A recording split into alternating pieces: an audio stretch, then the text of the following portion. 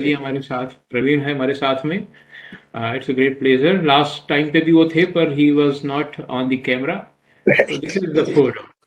तो सर, आज का पहला क्वेश्चन जो जो तैयार किया था मैंने, वो डॉक्टर ज्ञानेश्वर चौबे के साथ में ही था, क्योंकि अभी हाल ही में जस्ट लेटेस्ट कुछ दिनों पहले उनकी रिसर्च आई है और उनकी रिसर्च कहती है सेकंड वेव के बारे में।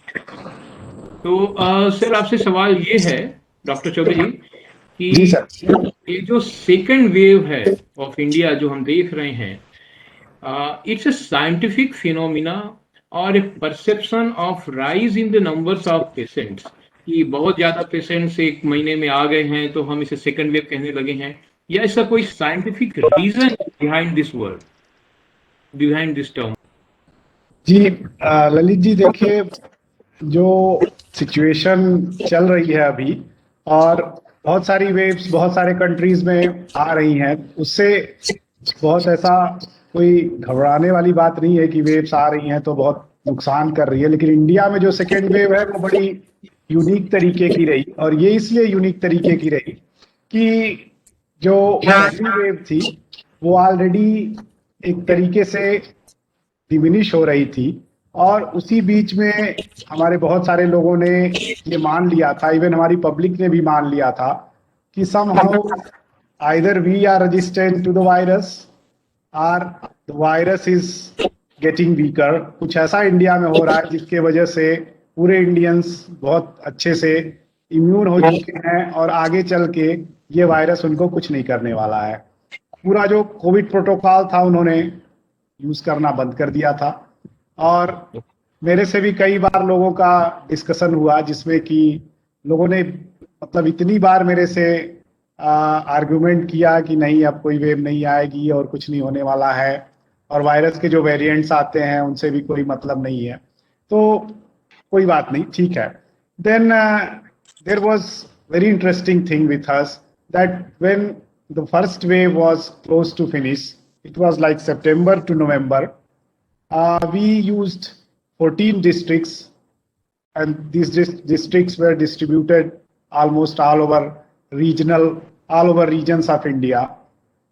We did a zero survey, almost 200, 300 samples everywhere randomly, to the people who actually live in the street or work on the street. So they are the one who are most exposed people. So we wanted to know what is the upper boundary of the zero positivity in each and every district. तो वहाँ हम लोगों को दिखा कि on an average बहुत सारे districts में तो 5 से 7% भी था, 5 to 7% zero positivity was present. But in many of the districts, including Varanasi and the regions of Purvanchal, the frequency was even more than 40%. So the time was something like September to November. So September to November जो time period था, उसके बाद usually there were several papers from international authors, and there they said that this antibodies actually they lives around 6 months or even more. So based on this, even independently, ICMR also did the same kind of work on a larger number of samples. So they have also found out that in many of the regions, even 50% of the people were seropositive. So based on that, several other experts, they started to infer that many of the regions, they already have achieved the herd immunity. And because the work, many of the scientists, they have already told that this antibodies is going to live almost 6 months in the body of a person. So during at least up to June, there will not be any second wave, or if there will be any second wave, the impact of the second wave would be very, very less. So, but this was not right, and the second wave has arrived, and this second wave has made a big impact on India because there was no lockdown and several other things. There were hundreds of factors. We are not going to discuss those one, but let us come directly to the point. So what we started to do in March in Varanasi, that we collected some we actually revisited those people who already showed the seropositivity. तो हम लोग 100 लोगों को वाराणसी में visit किए जो कि नवंबर में जिनमें एंटीबॉडीज प्रेजेंट थी. हमने उन्हीं लोगों को फिर से उनका एंटीबॉडीज टेस्ट किया और वहां हम लोगों ने पाया कि आउट ऑफ 100 93 लोगों में एंटीबॉडीज डिमिनिश हो गई है. मतलब उनके एक बहुत लो लेवल के एंटीबॉडीज उनमें प्रेजेंट है और केवल 7 लोगों में जो है वो एंटीबॉडीज ठीक ठाक प्रेजेंट थी. तो उसके बेसिस पे हम लोगों को लगा कि जो सेकेंड वेव है, क्योंकि एक तरीके से जो हमारी इम्यूनिटी का वॉल था वो जो रेट था इन 40% लोगों के थ्रू, दैट वाज डिमिनिश्ड. वो वॉल जो है वो ब्रेक हो गया. और उसके बाद फिर because virus was already there, virus ऐसा नहीं था कि खत्म हो गया था हमारे सोसाइटी से. और फिर वायरस के लिए सारे लोग जो है वो एक तरीके से नईव हो गए and then this virus has again started to infect everybody. तो जो री इन्फेक्शन का केसेस है, हमने बहुत सारे पेशेंट्स में देखा कि री इन्फेक्शन जितने सारे लोगों में हुआ उसमें से बहुत कम लोग ऐसे थे जिनको हॉस्पिटल विजिट करना पड़ा. लेकिन जो 50-60% लोग जो नईव थे, who have never been infected, उनमें से मैक्सिमम लोग थे जिनकी डेथ हुई है या जो कि हॉस्पिटल विजिट करना पड़ा था, जिनको कि वेंटिलेटर्स की जरूरत पड़ी. तो इसका मतलब है कि समहाउ हम लोगों ने इसको जो प्रेडिक्शन था वो ठीक से सेंस नहीं कर पाए और हम लोग जो है वो इस जो कोविड का पूरा प्रोटोकॉल था उसको ठीक से फॉलो नहीं कर पाए, जिसके वजह से ये सेकेंड वेव इसने हमको बुरी तरीके से जो है नुकसान पहुंचाया. तो आप क्या कैसे एक्सप्लेन करेंगे सेकंड वेव, थर्ड वेव, इस तरह की जो वेव्स टर्मिनोलॉजी आ रही है उनको? डेट हुए उन्हें वेंटिलेटर की जरूरत पड़ी? नहीं, उल्टी बात है. जो नईव लोग थे, मतलब जो इन्फेक्शन जिनको नहीं हुआ था उनको ज्यादातर उसमें वही थे जिनको इन्फेक्शन कभी नहीं हुआ था, उन्हीं को वेंटिलेटर्स या आईसीयू की जरूरत पड़ी. जो ऑलरेडी इन्फेक्टेड थे, क्योंकि इसमें बहुत क्लियर है कि अगर हम इम्यूनोलॉजी के सिस्टम को देखें तो हमारे पास मेमोरी बी सेल्स हैं जो कि तुरंत आइडेंटिफाई कर लेती हैं कि the foreign particle, the antigen is the same, coming from the same kind of virus, and then they just produce the antibodies very quickly. तो उस केस में उनको न्यूट्रलाइजिंग एंटीबॉडीज बहुत इजीली प्रोड्यूस हो जाती हैं. और वो लोग जो कि फर्स्ट टाइम इन्फेक्टेड थे फर्स्ट वेव में, वो सेकेंड टाइम इन्फेक्ट होने पे उनमें सीवियरिटी जनरली कम रही. ओके. सो डॉक्टर चौबे, आपने कहा कि कुछ समय के बाद में जो एंटीबॉडीज थी वो डिमिनिश्ड हो गई. सो इसका रीजन आप क्या समझते हैं कि क्या मेमोरी जो है, कहा आपने मेमोरी एंटीबॉडीज की है, वो मेमोरी चली गई या कम थी, या एंटीबॉडीज की स्ट्रेंथ कम हो गई, या वायरस हमारा स्मार्ट हो गया, म्यूटेट हो गया? जी नहीं डॉक्टर साहब, देखिए इसमें हम लोग को खाली एंटीबॉडीज का कोई मेजर नुकसान यही हुआ खाली कि जो हमारी पूरी पॉपुलेशन थी वो इस वायरस के लिए प्रोन हो गई. तो जो हमारे लोग पहली बार इन्फेक्टेड थे वो भी इस वायरस को इसके लिए कैरियर बन गए, भले उनको बहुत ज्यादा नुकसान ना पहुंचाओ बट दे वेर कैरियर. तो वो जो नॉर्मल पॉपुलेशन थी उनको बहुत इजीली वायरस को ट्रांसमिट करने लगे. लेकिन जो लोग पहली बार इन्फेक्टेड थे, मतलब ऑलरेडी इन्फेक्ट हो चुके थे, उनके लिए ये सिचुएशन थी कि उनमें एक मेमोरी बी सेल होती है, वो मेमोरी बी सेल जो है वो एंटीबॉडीज बना दी, जिससे उनको बहुत रेयर केसेस में ही बहुत कम लोग थे जिनको कि हॉस्पिटल विजिट करना पड़ा. लेकिन जो एंटीबॉडीज खत्म हुई उसके बारे में बहुत कुछ क्लियर नहीं है अभी तक. लेकिन जो मेरी अपनी मतलब सोच है, मुझे ये लग रहा है कि इंडिया में most of the people in the first wave were asymptomatic. तो एसिम्प्टोमेटिक में मैं इम्यूनोलॉजिस्ट नहीं हूं, पर मुझे लगता है कि एसिम्प्टोमेटिक लोगों में जो एंटीबॉडीज थी उनका अमाउंट यूजुअली कम बना, ठीक है, और इसलिए जो है वो बहुत क्विकली डिमिनिश हो गई. डॉक्टर चौबे, आपने कहा कि सेकेंड टाइम जो इन्फेक्ट हुए हैं उनकी डेथ वो आईसीयू के. I would like to request doctor Ravi to give his opinion on this, being the expert of virology and of this subject. So, sir, what Dr. Ganesha Chobe has said about his research is before you.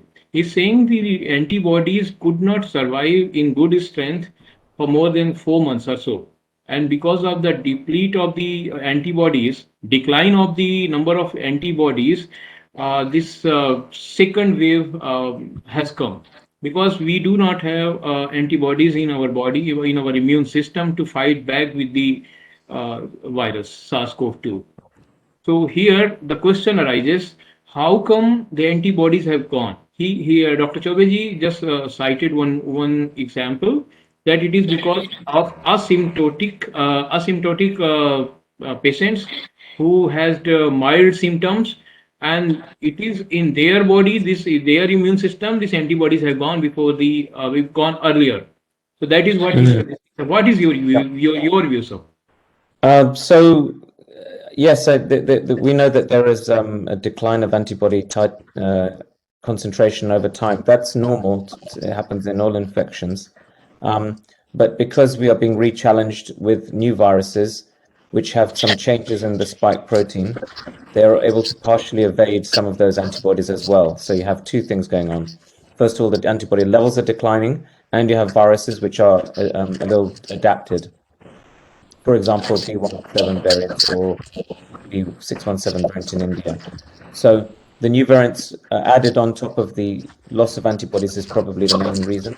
And yes, the less severe the infection, the lower the antibodies. That's well known. So if you had a very severe infection, your antibodies may last longer and give you protection next time.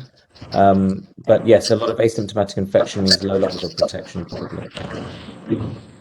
In such a case, if the vaccination will also have the similar phenomena, similar impact, like after some time, 6 months or 8 months, the Mm. vaccine, the immunity generated by the vaccination may also come down to a level Yes. that a person may get next round of infection. Yeah, I believe so. I think this is going to happen. The time frame is unclear, but anywhere between 6 and 12 months or 6 and 18 months, I think the antibodies from vaccines will also start to fall, and you may become infected again. But again, as you said, the protection from severe disease and death is probably still going to be there for some time because that is not necessarily dependent on neutralizing antibodies. Okay, okay. Thanks for Yeah, your opinion. I, I, So, I Dr. also have one of, I have also one question for you, Dr. Ravi. Can you hear me? Yes. Yeah, Hello. Hello. actually, I wanted to ask about the variants because there are a lot of confusion about the variants. So far, as we have seen that, is there any variant which can evade the neutralizing antibodies? Well, some of them can. I mean, the one in India is partially able to avoid antibodies, the B617, which is increasing. There is certainly an element of immune evasion. That's why probably reinfection is happening, and it's probably why some vaccinated people are becoming infected more frequently. So that is certainly an element. I still think that. It's not necessarily contributing to additional death necessarily, Right. but there are mutations there. There is one mutation there in the cleavage site which might make the virus more transmissible, and it may lead to younger people being infected as well. There are things happening in these viruses. For example, the UK variant and the Indian variant both have a key mutation that, in the cleavage site, which may be important. So do you think that because we have not sequenced a lot of virus sequences from India, just 10 to 15,000 sequences are available at the moment. Do you think that this is also restricting our ability to understand the nature of the virus in India? I think to some extent, but I think that, of course, for public health standpoint, the most important thing is for distancing and vaccination. That's where the money should really go, because all of these variants will be suppressed by those interventions. There are very few interventions that are going to be specific to a type of virus, even though it's nice to know, interesting to know, helps you understand how spread is happening. At the end of the day, you still have to use the same measures. So Right. I don't think more money for sequencing is always the key. It's not going to solve big problems. Yeah, at least what I understood that because this just to know about the breakthrough infections, whether there is some specific way, because at the moment in India, I think hundreds of variants are running because we have so many infections that the virus is mutating everywhere, and then they might have got because the positive selection is working on them heavily, so there might be some mutation which are helping them to survive. So, Yeah. So at least if we could sequence more, then we would be able to know that the people who have been vaccinated, which is the most prominent variant which is infecting to the vaccinated people, right? Yeah, I mean, there is sequencing going on. There are 10 centers now, and with INSACOG, I mean, they're making some effort. So I think it's good. I don't think India needs to be trying to catch up with the US or the UK in terms of sequencing. I think different needs are different needs. So I think intelligent, targeted sequencing is important, and to know what's there, as you say. And then the key mutations will be needed for the next generation of vaccines. That's the key thing we need to do as well. Correct. Which requires surveillance at global scale, not just in India. So yeah. Right. We have summarized the most popular and commonly known variants, and there was a question um, which was to come later on, but I think the time has come to ask the question to Dr. Ravi now. Yes. So, Dr. Ravi, the question is very simple for you to answer, but it is very difficult for us to understand. That is, many terms are thrown into public domain, and for people like me, the common people who are not from the medical field, find it difficult to understand these terms like variants, strains, and mutants. So these B117 or B1351, etc. So what you see, these are the variants or the strains or the mutants. And you also mentioned this one, but E1617. So I wanted to understand from you how a virus can bypass the immune system, particularly what is the mechanism that it has got that it can not be detected by our antibodies. Yeah, well, so the question is a good one. Why there's so many variants? Because the predictions from looking at the mutation rate from last year was that this is a very slow moving virus, slow mutation rate. So the reason this is all happening is because we and others described the fact that you get chronic infection.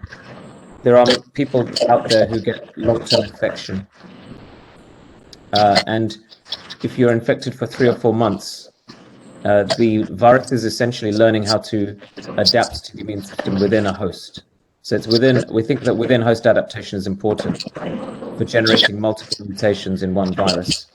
And that is how you get, then when the person transmits the virus to someone else, then you get a chain of infections, and the virus is very different, and that's why it's defined as a new variant or a new strain. Because of the fact that there's a lot of evolution happening in a short space of time in one person, where there is pressure from the immune system.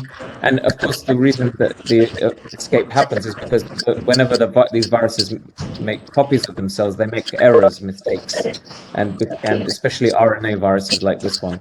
So it's a natural mistake mechanism of copying the genetic code, and some of the mistakes are advantageous for the virus. They enable the virus to escape antibodies and make it replicate faster. So those mutations are selected by Darwinian evolutionary selective pressures, or positive selection, as Dr. Ganeshwar said. So that's how it happens. Other viruses do the same. We worked in HIV for many years. HIV is the toxic virus for doing having high rates of mutation. So it's classic evolution. Okay, thanks. But chronic infection is the key thing. So chronic infection, most respiratory viruses, they are causing infection and they're gone. You either die or you live, and that's it. But in SARS-CoV-2, there's a lot of chronic infection. People are infected for weeks and months. Exactly. Actually, I wanted to ask on the same line that how come this virus is so successful all over the world? Because we haven't seen such kind of viruses being so nicely and so positively selected. Why nature is selecting this kind of demon? And one more question, Dr. Ravi. If the virus has also got a system for its self-protection, like our humans' body cells have got, virus Yeah. does self-protect? Yes, it has. When it enters the cell, it has a number of genes which are able to switch off our defenses. So it has many peripheral proteins. Some of them are there to help it survive, to switch off some of our triggering mechanisms. We have triggering mechanisms in cells to detect pathogens, and many viruses come along with. They've evolved these proteins which can help the virus to survive. Yeah. Now we would have another question, and from the virus, we would go to now. Can I ask a question, Lalitji, if you don't mind? Because Please ask. since we're on this topic and we're all asking for No. some It's questions, most welcome, sir. I wanted to do it later in the show, but I think this is an appropriate time. First of all, thank you for calling me on the show, Lalitji, and it's really an honor to be with Prof. Ravi Gupta. I've been following him for a while now. I've seen some of the work you've done with your Gupta Labs, and having the common surname also helps. But Yeah. I don't know if you know, but we were also on one of the channels together, NDTV, but you had a pre-recorded segment in that, and I was live. And Praveenji, who's here, is also from NDTV, so I deal with him quite a bit. And I've also been on those channels with Dr. Parekh, so we all have something in common. We've been with each other at different times on television, but we don't know that. Or maybe we don't remember. But you know, you've done some fantastic work over the last 1 year in trying to map these strains. And as doctors that are working in the United Kingdom, we're all aware of it. We're all aware of your work, and we see it on media channels and on news channels. And it makes us very proud that you're doing this work. But my question is that in terms of the clinical stuff, the clinical picture that I've seen in patients with this virus, you know, whether it be the cytokine storm that happens in the body, or it be the destruction of lung parenchyma, or it be the androgenic stress that it can cause in terms of the stress response of the body, which has its own manifestations. Or the thromboembolic side of it, you know, it's evolved into a disease that started off as a simple virus, but now in terms of medical care, it's become more of a thromboembolic disease. I think a lot of people are getting clots, a lot of people are getting sudden heart attacks, myocarditis, etc. Have you ever seen a virus that can give this kind of response in the body when it comes from the genre of flu viruses? You know, because in my history of learning from whatever I've learned, I don't think I've seen a virus that evolved so fast and causes such a different array of mechanisms to destroy functions in the body, including neurological, you know, in terms of affecting the nerves and things like that. I mean, I think part of this is thanks for that really nice question, and it's great to see you. I think that part of the issue is chronic infection. So, of course, if a virus is lingering longer, then if it generates inflammation, it's going to happen over a longer period, and so the complications are more likely to arise. I think, secondly, the tropism of the virus for ACE2 is important because ACE2 is expressed as protein on many cells, and so the virus can infect many different types of cells, which is uncommon for a respiratory virus such as influenza, which has a very limited range of targets. It's the lungs. And if you remember, the pandemic strain H5N1 caused problems because it was shown that the receptors in the GI tract were also susceptible to that influenza virus, and that's potentially what kind of causes more severe disease. The more cells you can infect, the worse things are. I wonder whether there's something to do with the spike protein of SARS-CoV-2, that it seems to be very immunogenic. Of course, if you take the vaccine, you get high fever and a lot of ache, which is interesting because, you know, other vaccines often don't do these things. So there may be something about this spike protein. It's very immunogenic. Maybe it creates some inflammation. I think then there are some reports suggesting that that the protein itself is highly inflammatory or something. So I don't have the real answer, but this is a virus like nothing else. So I think that we have to keep an open mind. And a follow-up to that, which I get asked a lot, but I think I want to ask you this because you have seen the virus under the microscope more than any of us sitting here today. So not to start any conspiracy theories or anything, but do you think that there could be an element of man-made element to it in terms of designing of the virus? Because there have been studies on this, there have been research done, there have been obviously official investigations done which have disproved this theory, but just wanted to get your thoughts on it. Yeah.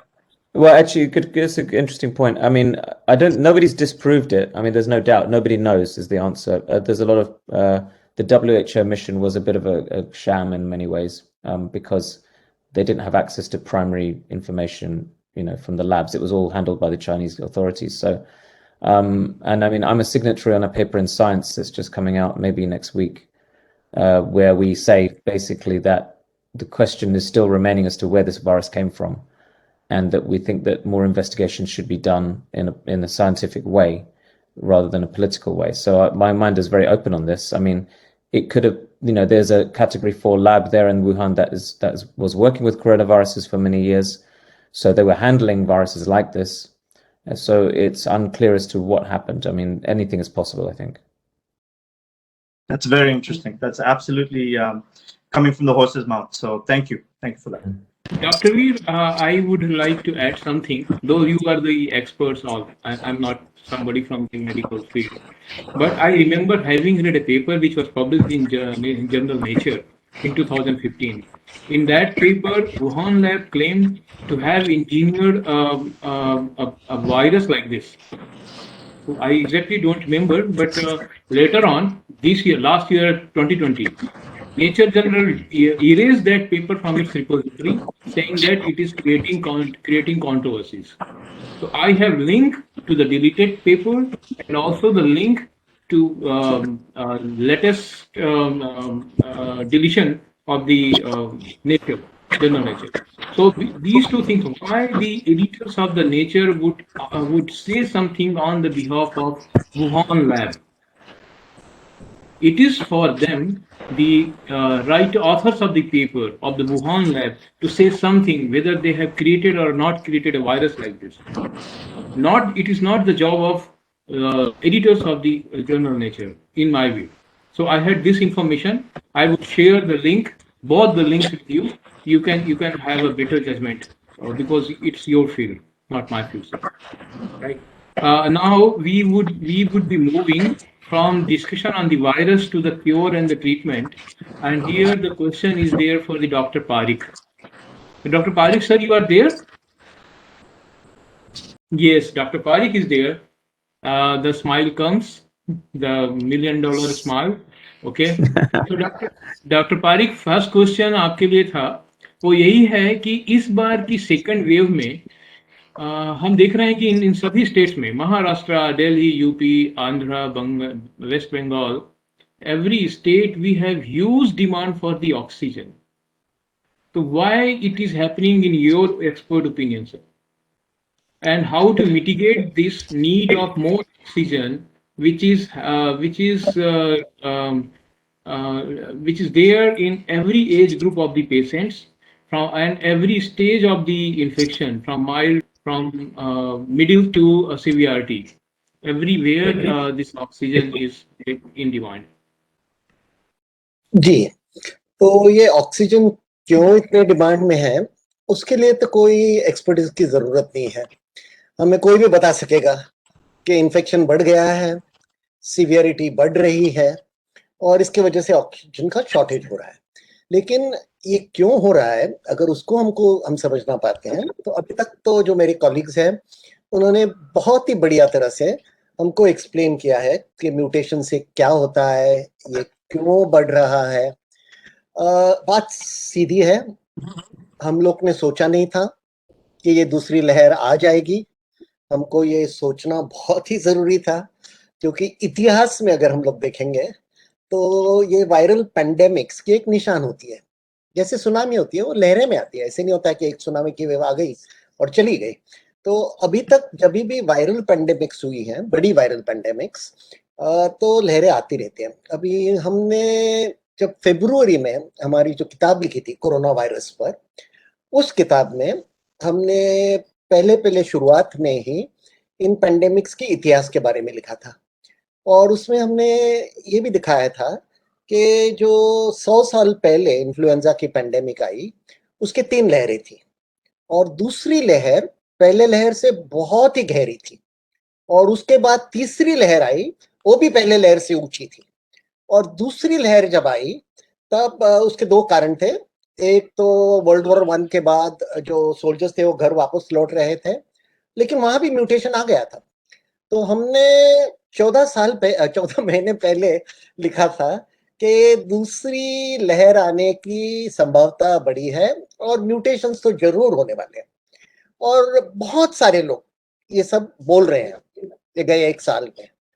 लेकिन मैं ये नहीं समझ पाता कि क्यों हमने ये समझ लिया कि पहली लहर हो गई तो हम अभी जीत पाए, हमने सबको बचा लिया है, और आगे हमको ख्याल रखने की इतनी जरूरत नहीं है। तो उसके वजह से हमारी तैयार नहीं थी, क्योंकि देखिए ऑक्सीजन प्लांट बनाने में खर्चा ज्यादा नहीं होता है। वो छोटा प्लांट होगा तो 25-30 लाख में हो सकता है, बड़ा प्लांट होगा तो 5-6 करोड़ में हो सकता है, तो उतना बड़ा खर्चा नहीं है। हमने जनवरी महीने में ऑक्सीजन एक्सपोर्ट किया था, तो सचमुच लोगों को लगा था कि अभी दूसरी लहर आने की संभावना नहीं है, और हम अभी जीत चुके हैं, तो अभी कुछ खतरा नहीं है देश में। तो ये सबसे बड़ा कारण है कि ऑक्सीजन की शॉर्टेज हो रही है अभी। उसके साथ छोटे कारण ये भी हो सकते हैं कि कभी भी आप देखिए साइकोलॉजी क्या है, जब शॉर्टेज होता है तो होर्डिंग चलता है, ब्लैक मार्केटिंग चलता है, वो सब चल रहा है अभी। बहुत सारे लोग ऑक्सीजन के सिलेंडर घर में रखते हैं, जिनको माइल्ड इन्फेक्शन भी नहीं हो, उन्होंने तैयारी रखी है। पेशेंट्स हमको बताते हैं कि हमने रखा है सिलेंडर घर में, क्योंकि ताकि हमको कुछ हो तो फिर हमको ये काम में आएगा। लेकिन लोग ये भी नहीं समझ पाते हैं कि 90% से ज्यादा लोगों को अगर इन्फेक्शन हुआ तो बहुत ही माइल्ड इन्फेक्शन होगा, उनको ऑक्सीजन की बिल्कुल जरूरत नहीं पड़ेगी। बट ललित जी आप देख लीजिए अभी मीडिया पे ये तो कोई दिखाता नहीं है कि आदमी को बीमारी आ गई 10-12 दिन में ठीक होके वो वापस काम करने लगा, उसमें तो कोई ड्रामा नहीं है। लेकिन स्मशान घर के इमेजेस दिखाने में, आईसीयू के इमेजेस दिखाने में, उसमें विजुअल्स जरा पावरफुल होते हैं। तो मीडिया भी ज्यादा फोकस अभी ये सीवियर इन्फेक्शंस पे कर रहा है, और इसके वजह से लोग ऑक्सीजन को होल्ड कर रहे हैं। अच्छा, तीसरी बात क्या है, ये आपने भी देखा होगा कि जिनको माइल्ड इन्फेक्शन शुरू होता है तो वो सीधा अस्पताल का बेड ब्लॉक करके रखते हैं, अगर उनका इन्फ्लुएंस होगा तो ऑक्सीजन रखते हैं। तो क्या हुआ है ललित जी, ये शॉर्टेज एक सिम्टम है, एक बीमारी की सिम्टम है। और ये क्या बीमारी है, ये कोविड-19 की बीमारी नहीं है, हमारे देश और दूसरे देशों की हेल्थ क्राइसिस की बीमारी, सोशल इक्विटी की बीमारी है। कुछ समय पहले मुझे टीवी ने किसी ने सवाल पूछा था कि ये वायरस इतना खतरनाक क्यों है। मैंने एक जवाब दिया कि ये वायरस ने माइक्रोस्कोप घुमा दिया है, वो माइक्रोस्कोप अभी हमारे पे आ गया है। जो हमारे में गलतियां थी, जो हम खुद नहीं जान पाते थे, उसको अभी वायरस ने एक्सपोज किया है। तो corruption, black marketing, shortages, health inequity, कितना बड़ा फर्क है। जो अमीरों को हेल्थ सर्विस मिलती है और गरीबों को मिलती है, पूरी दुनिया में है, हमारे देश में नहीं है, लेकिन इसके बारे में हम चर्चा भी नहीं करते थे। तो वायरस ने ये सब हमारी जो वीकनेसेस थी एक्सपोज किया है, इसलिए वायरस इतना खतरनाक हो गया। हमने उसको खतरनाक बनाया है क्योंकि हमारी सिस्टम बराबर तैयार नहीं थी इसके लिए। तो हमको ये समझना चाहिए ठीक तरह से कि जब तक हम हमारे सिस्टम्स को बराबर नहीं करेंगे तो ऐसे वायरस आते रहेंगे और शॉर्टेजेस चालू रहेंगे। You see, in India, what our government system has forgotten is their strength. I'm an architect, digital architect by profession. So I have worked on these solutioning areas. So I know what is missing in the thought of our government machinery are two systems. One is called ASA workers. ASA workers are village level healthcare workers. They also do other things, and they go home to home in India. Also, in some states there are Anganwadi. Anganwadi means the small home service, social service workers. So these two forces are not being utilized by the government in order to manage the COVID 19. If they are given, two ASA workers per village are given this pulse oximeter, they can go to home and can capture the oxygen saturation percentage.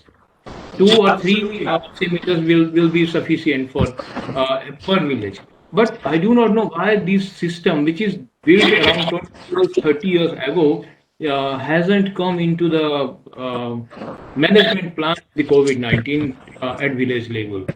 So this Yeah, is yeah, I agree. This is the brilliant idea actually.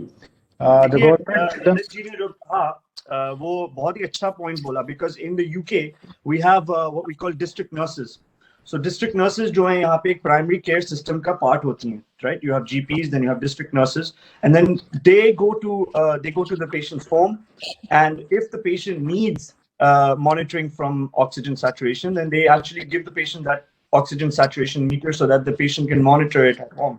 But they first go and assess whether the patient needs this. तो ये जो home services हैं कि network बना हुआ है जो provide करने के लिए बहुत आसान हो जाता है पेशेंट्स के लिए एंड इंडिया में जो जो जैसे इन्होंने बोला कि जो मैन पावर है वो इस्तेमाल करनी चाहिए to try and do this. This is something that can be done in the smallest of villages, in the most remote areas as well, yes, and it can really make a huge difference. क्योंकि जैसे मैंने कहा शुरू में हर इंसान को hospital admission की जरूरत नहीं है और हर इंसान को जैसे रेमडेसिविर की भी जरूरत नहीं है जो इतना क्रेज फैल गया इंडिया में for Today, these today drugs. I have a special request for Dr. Ravi and Dr. Vimal to explain us this remdesivir, how it works. It's a medicine, or what it is actually, whether it cures or what does it do. Because in India, the black marketing is going on for the remdesivir. Everybody wants to hoard it, and it is getting sold out for the multiple times higher than the actual price. So that is the scenario we are facing. I myself has been COVID positive. I am still not negative, but doing well. So I thought we should have this panel discussion. Doctor Veer Pushpak I have a question. ये doctor पाल खतरनाक virus की बात कर रहे हैं, same condition 2-3 महीने पहले England में थी, तो इंग्लैंड ने कैसे इसको कंट्रोल किया? बिल्कुल प्रवीण जी, आपने सही बहुत अच्छा क्वेश्चन पूछा है। देखिए कुछ महीने पहले मैं एक इंटरव्यू में था, एक बहुत ही प्रोमिनेंट जर्नलिस्ट थी इंडिया की, और उन्होंने मेरे को एक क्वेश्चन पूछा कि दिसंबर की बात है, उन्होंने मेरे से एक क्वेश्चन पूछा दैट डॉक्टर गुप्ता, आपको क्यों लगता है कि इंडिया में जो डेथ रेट है वो इतना लो रहा है, और क्या ये हो सकता है that Indians are immune to this virus? और जैसे ही मैंने ये क्वेश्चन सुना, मेरे अंदर एक जैसे खौफ नहीं होता, जो लाइक फियर, वो it filled me with fear. And वो उसका रीजन ये था दैट मेरे दिमाग में जो चीज गई उस वक्त वो ये थी दैट इतना प्रोमिनेंट जर्नलिस्ट, जो इतनी एजुकेटेड जर्नलिस्ट है, अगर वो इस थ्योरी को लेके अपने दिमाग में बिठा सकता है दैट बिकॉज फर्स्ट वेव जो थी उसमें इतने लोगों का नुकसान नहीं हुआ और इसलिए इंडियंस किसी तरीके से दे इम्यून टू दिस वायरस, या फिर ये थ्योरी जो कि इंडिया में कितनी और वायरसेस और डिजीजेस हैं कि जो इंडियंस का इम्यून सिस्टम है वो काफी स्ट्रांग है। तो मुझे उस वक्त ही थोड़ा सा एक फियर आ गया था मेरे दिमाग में दैट अगर एक सेकेंड वेव होती है जिसमें म्यूटेशंस जो हैं, जैसे कि हमने अभी बात करी म्यूटेशंस के बारे में, जिसमें ऐसी म्यूटेशन आती है जो यंगर लोगों को अफेक्ट करेगी, तो फिर इंडिया में एक डिजास्टर की लेवल की चीज हो सकती है। बिकॉज द फर्स्ट वेव जो इंडिया में हिट करी वो एक वेरिएंट्स जो यूरोप से आ रहे थे उस वक्त, जैसे इटली में जहां पे इतना डिस्ट्रक्शन हुआ, यूके में डिस्ट्रक्शन हुआ, फ्रांस में हुआ, वो इसलिए हुआ कि it was affecting an older population, और इन कंट्रीज की जो पॉपुलेशन है वो जनरली ओल्डर पॉपुलेशन है, जो ज्यादातर जो लोग हैं वो क्योंकि यहाँ पे लाइफ एक्सपेक्टेंसी बहुत है, तो इसलिए ज्यादातर जो लोग हैं वो रिटायर्ड ओल्डर पॉपुलेशन है जिनको बहुत सिवियर इन्फेक्शन हुआ and a lot of them passed away.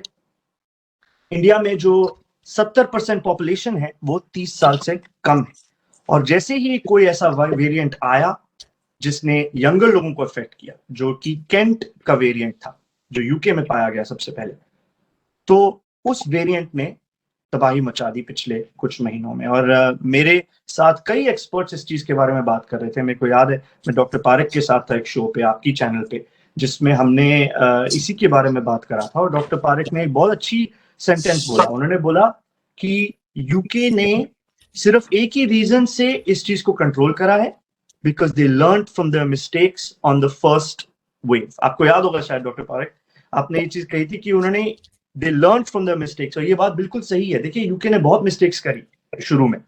यहाँ पे जो सिचुएशन थी हॉस्पिटल्स की वो बहुत बुरी थी, बेड्स फुल थे, ऑक्सीजन आईसीयू फुल था, ऑक्सीजन की कमी नहीं हुई लेकिन ड्रग्स की भी कमी हो रही थी, पीपीई की कमी हो रही थी, डॉक्टर्स के पास प्रॉपर पीपीई नहीं था। लेकिन they learn from their mistakes and they quickly took action. एक गवर्नमेंट बॉडी ने एक्शन लिया, ऊपर से डिसीजन मेकिंग हुई, एंड उन्होंने साइंस की आवाज सुनी, साइंटिस्ट्स की आवाज सुनी। उन्होंने जो यहाँ के जो हेड साइंटिस्ट थे डॉक्टर क्रिस विटी, काफी इंटेलिजेंट डॉक्टर हैं, उन्होंने एडवाइस दी बोरिस जॉनसन को कि देखिए ऐसा होना चाहिए कि एक सिस्टम हमारे पास होना चाहिए जिसमें हम लोगों को एवरी डे इन्फॉर्म करें कि देश की क्या सिचुएशन है, उसको हम ग्रिप जो है वो छोड़े ना। सबसे पहले इन्होंने यहाँ पे एक सिस्टमैटिक लॉकडाउन करा। उस लॉकडाउन में भी काफी एक्सपेरिमेंटेशन करी गई कि क्या एक लॉकडाउन रीजनल होना चाहिए या एक नेशनल लॉकडाउन होना चाहिए, या फिर जो उन्होंने एक ट्रैफिक लाइट सिस्टम बनाया कि जिस एरियाज में इन्फेक्शन जो आर नंबर ज्यादा है वहां पे लॉकडाउन करें और बाकी एरियाज में खुला रखें। तो देखा गया कि यार ये सिस्टम काम नहीं कर रहा, बिकॉज जिस एरिया में इन्फेक्शन ज्यादा है और दूसरे एरिया में कम है, क्रॉस कनेक्टिविटी जो है वो बैलेंस कर देती है उस इन्फेक्शन को, उस एरिया में फिर इन्फेक्शन बढ़ने लग जाता है कुछ हफ्ते बाद। तो ये थ्योरी नहीं चली, तो उन्होंने फिर इमीडिएटली इसको चेंज करा। उन्होंने बोला नो, हमारा जो फर्स्ट लॉकडाउन था वो इफेक्टिव था, यस इकोनॉमी पे फर्क पड़ा, लेकिन हमें एक और लॉकडाउन की जरूरत है और हम इकोनॉमिक पैकेज को देंगे ताकि लोगों को इकोनॉमिक बेनिफिट भी मिले उस टाइम पे। तो लॉकडाउन इफेक्टिवली हुआ, उसके साथ अवेयरनेस बढ़ाई गई, लोगों को हर जगह पोस्टर लगाए गए कि आप अपना पीपी अपना मास्क पहनिए, डिस्टेंस रखिए, शॉप्स में एक मार्कर्स लगाए गए फ्लोर पे कि आप इनको, और लोगों ने कहीं बहुत हद तक इस चीज को फॉलो भी करा। रूल्स जो थे वो फॉलो करे गए, और लोगों में ये ज्यादातर अवेयरनेस जो बढ़ी वो रेडियो टीवी चैनल्स के थ्रू बहुत बढ़ी। और उसके बाद जो थर्ड चीज जो यूके ने करी वो थी कि इसी टाइम पे जब लॉकडाउन लगाया गया उस टाइम पे वैक्सीनेशन ड्राइव को डबल और ट्रिपल स्पीड से करा गया। मेरे ख्याल से यूके में कोई ऐसी जगह नहीं बची, मेरे ख्याल से वर्शिप की प्लेसेस जो थी, churches, temples, mosques, schools, libraries, हर जगह को वैक्सीनेशन सेंटर में कन्वर्ट करा गया। एंड वहां पे एक सिस्टमैटिक वैक्सीनेशन का ड्राइव हुआ कि पहले जो सबसे वल्नरेबल लोग हैं, जो 80 एंड अबव, 70 एंड अबव, फिर 60 एंड अबव, फिर 50 एंड अबव, और उनमें से जो कोमोबिडिटीज के साथ हैं, जो हाइपरटेंशन, डायबिटीज के साथ हैं, उनको पहले सेफ करा गया कि इनको सबसे पहले आप वैक्सीनेट करिए ताकि आप इंश्योर करें कि ये लोग जो हैं वो हॉस्पिटल ना पहुंचे। और बिकॉज ये लोग अगर हॉस्पिटल पहुंचेंगे तो सबसे पहले तो हॉस्पिटल ओवरवेल्म होगा, उसके बाद डेथ रेट बढ़ेगा, बिकॉज ये लोग जो हैं ये वल्नरेबल हैं वायरस से। तो सबसे पहले इनको प्रोटेक्ट करना जरूरी है। तो एक नेशनल प्रोग्राम करा गया कि इनको प्रोटेक्ट करिए, उसके बाद आप यंगर पॉपुलेशन के साथ वैक्सीनेशन की स्प्रेड करिए।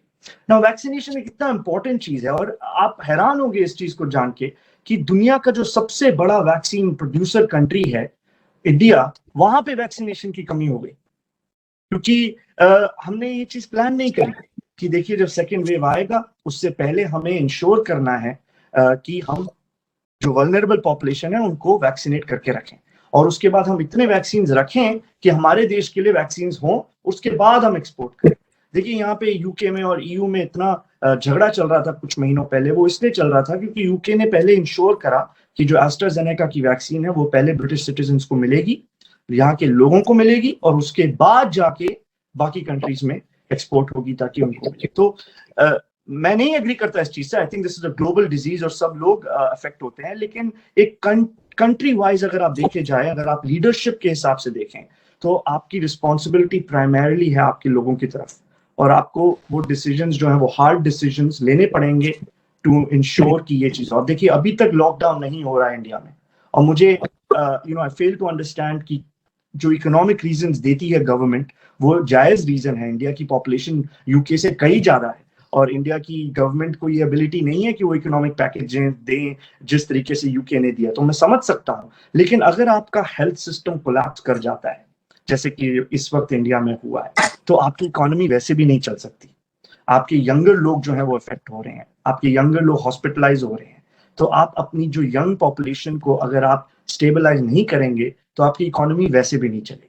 तो इस टाइम पे बहुत जरूरी है कि एक इमरजेंसी रिस्पॉन्स होना चाहिए गवर्नमेंट का इन सब फैक्टर्स को लेके, और मेरे ख्याल से तो लोग तैयार हैं इस चीज के लिए।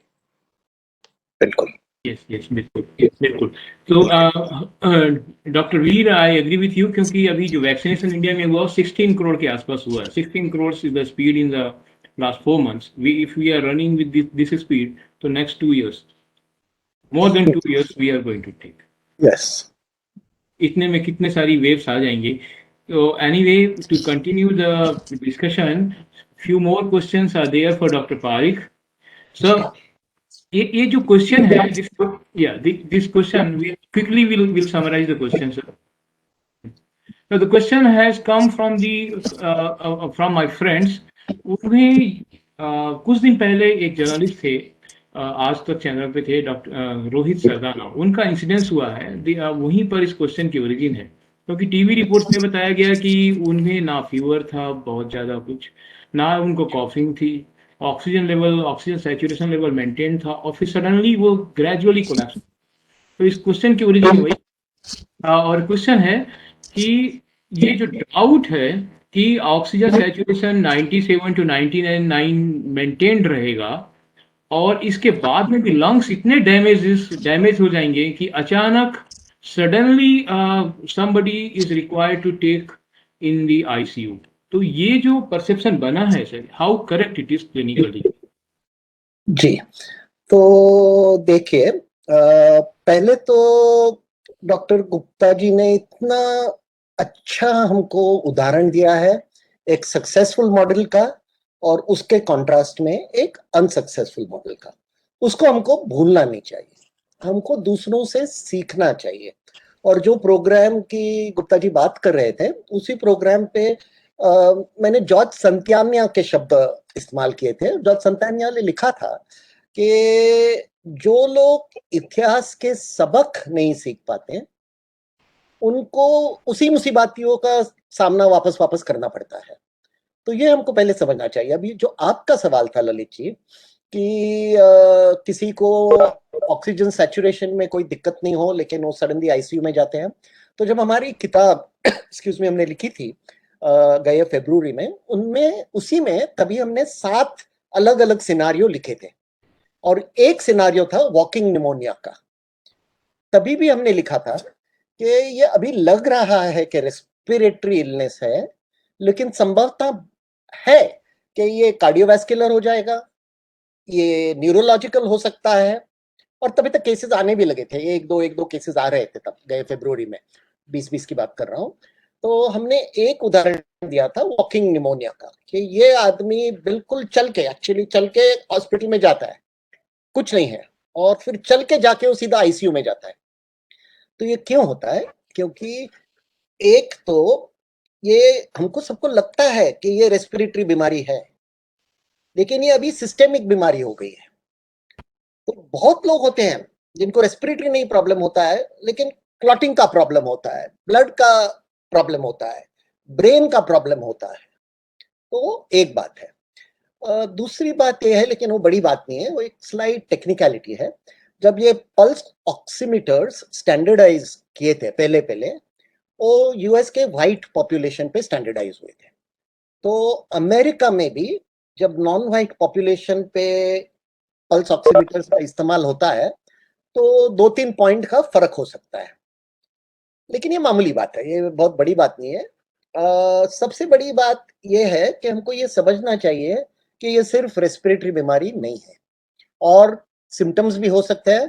तो अगर खांसी नहीं हो, सर्दी नहीं हो, तो इसका मतलब ये नहीं है कि कुछ भी दिक्कत नहीं है। तो सर ये जो वॉकिंग, आई मीन सब देयर इज सब क्वेश्चन, ये जो वॉकिंग निमोनिया आपने बताया, ये क्या बोला, ये क्या चीज है जिससे इस तरह की कुछ लोगों में इस तरह की घटनाएं देखने मिल रही हैं? देखिए, जवाब स्लाइटली टेक्निकल है, तो मैं जितना सीवियर से आपको समझा सकता हूँ मैं कोशिश करता हूँ। ठीक है। देखिए क्या होता है, जैसे हमको डॉक्टर रवि जी ने भी बताया अभी कि जो वायरस है उसका स्पाइक प्रोटीन ACE2 रिसेप्टर पे लगता है और उससे अंदर उसको एंट्री मिल जाती है बॉडी में। अब ये ACE2 रिसेप्टर्स उन्होंने हमको बताया कि सिर्फ रेस्पिरेटरी सिस्टम में नहीं है, अलग अलग सिस्टम्स में भी है। तो कभी कभी ये वायरस जो हम सांस लेते हैं ऑल्फैक्टरी नर्व से सीधा ब्रेन में जा सकता है, या टेस्ट के वेव में से ब्रेन में उसको एंट्री मिल सकती है। तो ये एक बात है, या रेस्पिरेटरी सिम्टम्स नहीं हुए लेकिन किसका स्मेल चले जाता है, टेस्ट चले जाता है, कभी कभी वो पहले से होते हैं। तो दूसरी बात ये भी है कि लंग्स अगर ACE2 रिसेप्टर्स के को यूज करके ताला खोल के अगर वायरस अंदर गया, तो सिर्फ उसका अर्थ यह नहीं होता है कि रेस्पिरेशन में तकलीफ हो गई।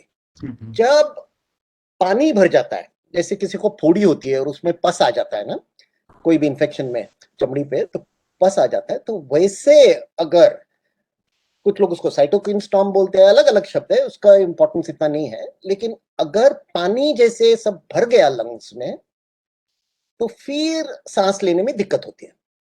मैं आपको एक पर्सनल उदाहरण दे सकता हूं। तो गए 2019 मई में मैं और मेरी वाइफ एंटार्क्टिका में ग्लेशियर पे ट्रेकिंग करने को गए थे। उस ग्लेशियर की हाइट इतनी ज्यादा नहीं थी, हाँ 200 फुट के करीब थी।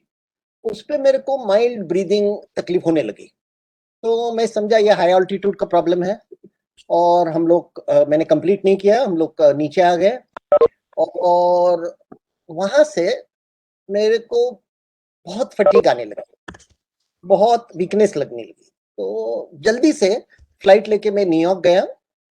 न्यूयॉर्क में मुझे लगा चलो मैं नहीं, सॉरी, फ्लाइट भी नहीं ली, तभी हम गैलापागोस की क्रूज की 5 दिन के लिए। मेरे को खुद लगा कि बड़ा प्रॉब्लम नहीं है। उसके बाद थोड़ी दिक्कत होने लगी तो मैं न्यूयॉर्क गया।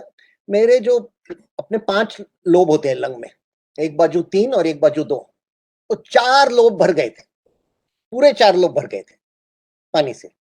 लेकिन मेरा ऑक्सीजन सैचुरेशन 94% था। अभी जो भी आप कोविड में देखते हैं ना, ग्राउंड ग्लास अपीयरेंस और जो भी आता है सीटी के HRCT पे, तो वो सब अगर आप देखोगे सब थे, जो एंड स्टेज कोविड के सिम्टम्स होते हैं वो मुझ में आ गए थे सब। लेकिन मेरा पल्स ऑक्सीमीटर रीडिंग ठीक था। क्यों? क्योंकि एक लोब था मेरे राइट लंग का, जो अपाइकल लोब, ऊपर का लोब होता है, वो इतनी ठीक तरह से काम कर रहा था और उसमें बिल्कुल कुछ पानी नहीं था, वो चल सके। अभी डॉक्टर बोलते हैं अगर मैं 2 दिन डिले करता तो बड़ा प्रॉब्लम हो जाता। तो इस तरह का वॉकिंग निमोनिया लोगों को हो सकता है। Okay, okay, thank you. I think it will. Lalit ji, one question from Dr. वीर पुष्पक कि सर अभी इंडिया में बात हो रही है कि डबल म्यूटेंट हो गया, ट्रिपल म्यूटेंट हो गया, इंग्लैंड का म्यूटेंट आ गया और लोग पैनिक कर रहे हैं। अगर 90 से नीचे ऑक्सीजन आती है, सब लोग हॉस्पिटल में जाने के लिए कि इफेक्ट कर रहा है, लंग्स इफेक्ट कर रहा है। इंग्लैंड में भी ऐसा ही हुआ था क्या? वहां पर पैनिक आया था? नहीं, यहाँ पे पैनिक नहीं आया था इन अ वे। आई थिंक जो सिस्टम है वो काम करा, एंड आई थिंक दैट लोगों को ये विश्वास था सिस्टम पे दैट अगर हमको बोला जा रहा है कि हॉस्पिटल जाने की जरूरत नहीं है, then we should stay at home. जैसे मैंने इस शो के शुरू में बोला कि यहाँ पे एक सर्विस टीम 111 करके, जो एक डाउनग्रेडेड सर्विस है फ्रॉम 999, जो यहाँ का इमरजेंसी नंबर है। तो 111 पे अगर आप फोन करें तो वहां पे जो दूसरे साइड पे इंसान है वो आपसे क्वेश्चंस पूछता है कुछ, ठीक है, जैसे कि आपकी इस वक्त सिचुएशन क्या है, आप कितने ब्रेथलेस हैं, आपको कॉफ हो रही है, आपका फीवर है कि नहीं, आप कितना चल सकते हैं बिफोर यू गेट ब्रेथलेस, और अगर आपके पास ऑक्सीमीटर है या थर्मोमीटर है घर पे तो उसकी रीडिंग्स आप बताइए, या अगर आपके पास ब्लड प्रेशर इंस्ट्रूमेंट्स हैं घर पे तो उसकी रीडिंग आप बताइए। तो उसके हिसाब से वो जो सर्विस है वो एक पिक्चर बनाती थी आपके बारे में कि आपकी क्या सिचुएशन है और क्या आपको जरूरत है हॉस्पिटल में जाने की कि नहीं। और ये बहुत ही इंपॉर्टेंट चीज है, बिकॉज जो मैड रश अभी हम देख रहे हैं इंडिया में कि हर इंसान को हॉस्पिटलाइज होने की जरूरत है जिसको कोविड है, वो एक पार्ट ऑफ द प्रॉब्लम है। वो एक पार्ट ऑफ द प्रॉब्लम है कि आपको बेड्स नहीं मिल रहे उन लोगों को जिनको वाकई में जरूरत है। ऑक्सीजन सैचुरेशन की जहां तक बात हो रही है, जैसे कि अभी डॉक्टर पारक ने बोला, ऑक्सीजन सैचुरेशन कोई एक बाइबल नहीं है कि आप इसको आप टू द वर्ड फॉलो करिए। देखिए, हर इंसान की ऑक्सीजन सैचुरेशन लेवल जो है वो कई चीजों पे डिपेंड करता है, आपकी एथनिसिटी पे, आपकी बॉडी स्ट्रक्चर पे, आपकी हिस्ट्री पे। अगर आप स्मोकर हैं तो आपकी नॉर्मल ऑक्सीजन सैचुरेशन जो है वो डिफरेंट होगी देन से a person who is not smoker. कई लोग हैं, हमको हॉस्पिटल्स में हम 89% पे उनको घर भेज देते हैं, बिकॉज उनकी जो बॉडी है वो उसी से यूज टू हो चुकी है उस ऑक्सीजन सैचुरेशन से। तो इसलिए I think a lot of self diagnosis and lot of fear has gone amongst the people that अगर आप मेरा ऑक्सीजन अगर 94 से कम हो गया तो मैं तो मर जाऊंगा अभी, एंड उसके बाद मेरे को इमीडिएटली हॉस्पिटल जाने की जरूरत है। आई थिंक ये सारी जो डिसीजंस हैं ये मेडिकल डिसीजंस होने चाहिए based on a lot of factors, not just the fact कि एक नंबर जो है उसको हम देखें और बोलें कि ये। कई लोग मुझे मैसेज करते हैं सोशल मीडिया पे और हर जगह कि मेरा जो ऑक्सीजन सैचुरेशन है इस वक्त 95 से 92 पे जा रहा है, फिर वापस रिकवर होके आ रहा है, तो क्या मतलब कुछ करना चाहिए मुझे कि नहीं?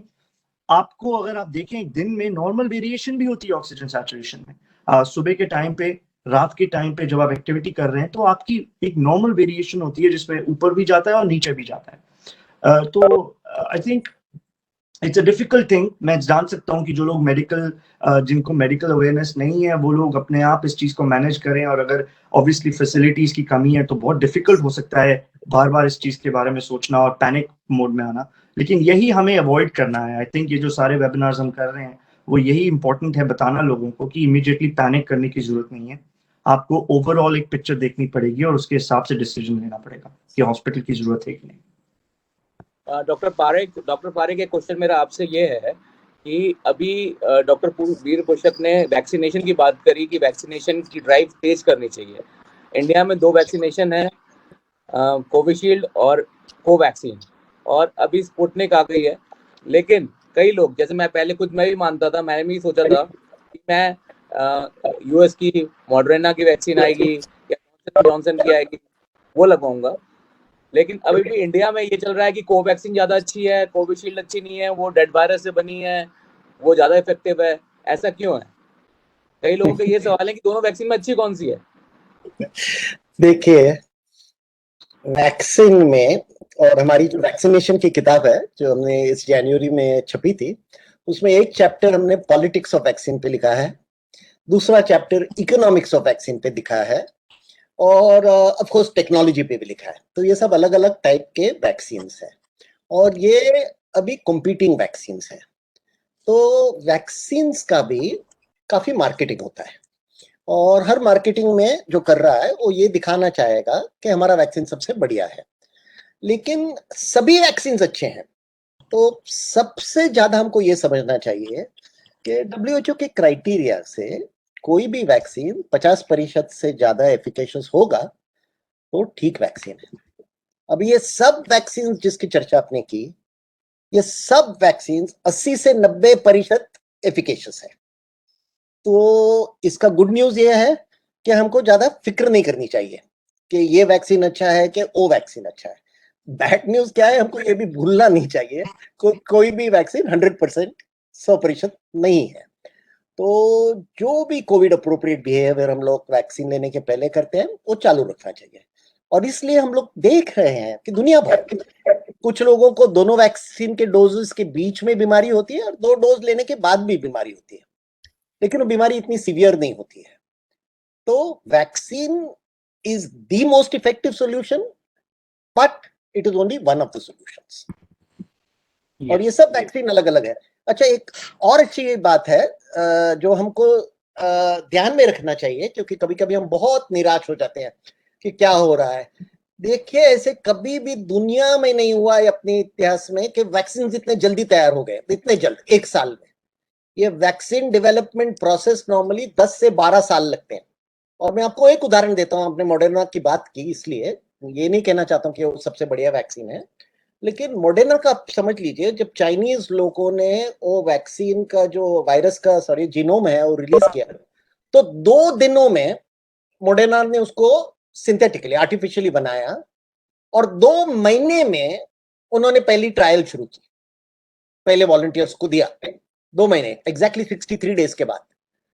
तो ऐसा तो कभी हुआ नहीं है, तो हमको ये भी आशा रखनी चाहिए कि जैसे गलत चीजें हो रहे हैं, बहुत अच्छे चीज चल रहे हैं। देखिए जो हमारे साथ जो साइंटिस्ट है अभी, जो चुपचाप without any public attention laboratories में बैठ के वायरस का स्टडी कर रहे हैं, उनका कंट्रीब्यूशन इतना बड़ा हुआ है कि ये भी देखना चाहिए कि ये 1 साल में बहुत प्रोग्रेस हुआ है। और जो भी गलतियां हुई हैं वो साइंस की गलतियां नहीं है, वो पॉलिटिक्स की गलतियां है, इकोनॉमिक्स की गलतियां हैं। वैक्सीन प्राइसिंग में इकोनॉमिक्स और पॉलिटिक्स दोनों आता है। तो इस सब में हमको जाने की जरूरत नहीं है, हमको यही समझना चाहिए कि सब वैक्सीन अच्छे, जो भी वैक्सीन मिलता है उसको जल्द से जल्द लेना चाहिए। Okay, thanks doctor Parikh. दो छोटे छोटे क्वेश्चंस हैं, उनको हम लेंगे। फर्स्ट क्वेश्चन है नॉर्मल क्वेश्चन, ये जो प्रोलॉन्ग्ड कॉफिंग और टेम्परेचर फीवर है, इससे लोगों में एक फियर आ रहा है कि ये प्रोलॉन्ग कॉफिंग जो है ये लंग्स की इंजुरी इंडिकेट करता है, और प्रोलॉन्ग फीवर जो है ये फर्दर कोई सीरियस स्टेज की तरफ ले जाता है if it is more than 7 days or 8 days। तो I wanted to have your expert opinion on this, so that the audience. हाँ, अगर ऑडियंस ने ठीक तरह से सुना होगा, जो पहले हमारे कॉलीग्स हैं जो बोल रहे थे कि इसमें इन्फ्लेमेशन भी होता है, जी ये सिर्फ ये नहीं है कि रेस्पिरेटरी इलनेस है और खांसी आती है, उसका अर्थ यह है कि कुछ फ्लूइड्स है जो बॉडी एक्सपेल करने की कोशिश कर रही है। तो कॉफिंग परसिस्ट हो सकता है, टेम्परेचर ऊपर नीचे जा सकता है।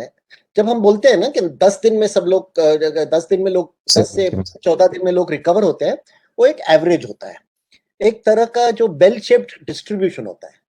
इसका अर्थ क्या है कि 10 से 14 एवरेज है, कुछ तो 4 दिन में भी ठीक हो सकते हैं, 5 दिन में ठीक हो सकते हैं, कॉमन नहीं है, हो सकता है, और कुछ लोगों को ज्यादा टाइम लगना चाहिए। और सबसे इंपॉर्टेंट ऑडियंस को ये ध्यान में रखना चाहिए, जो वीकनेस फटीग की सिस्टम है सिम्टम है, उसको तो बहुत ही टाइम लगता है, हफ्ते लगते हैं, दिन नहीं। तो वी शुड हैव ग्रेटिट्यूड कि we are better, we have survived, think positively, in a way you been vaccinated naturally.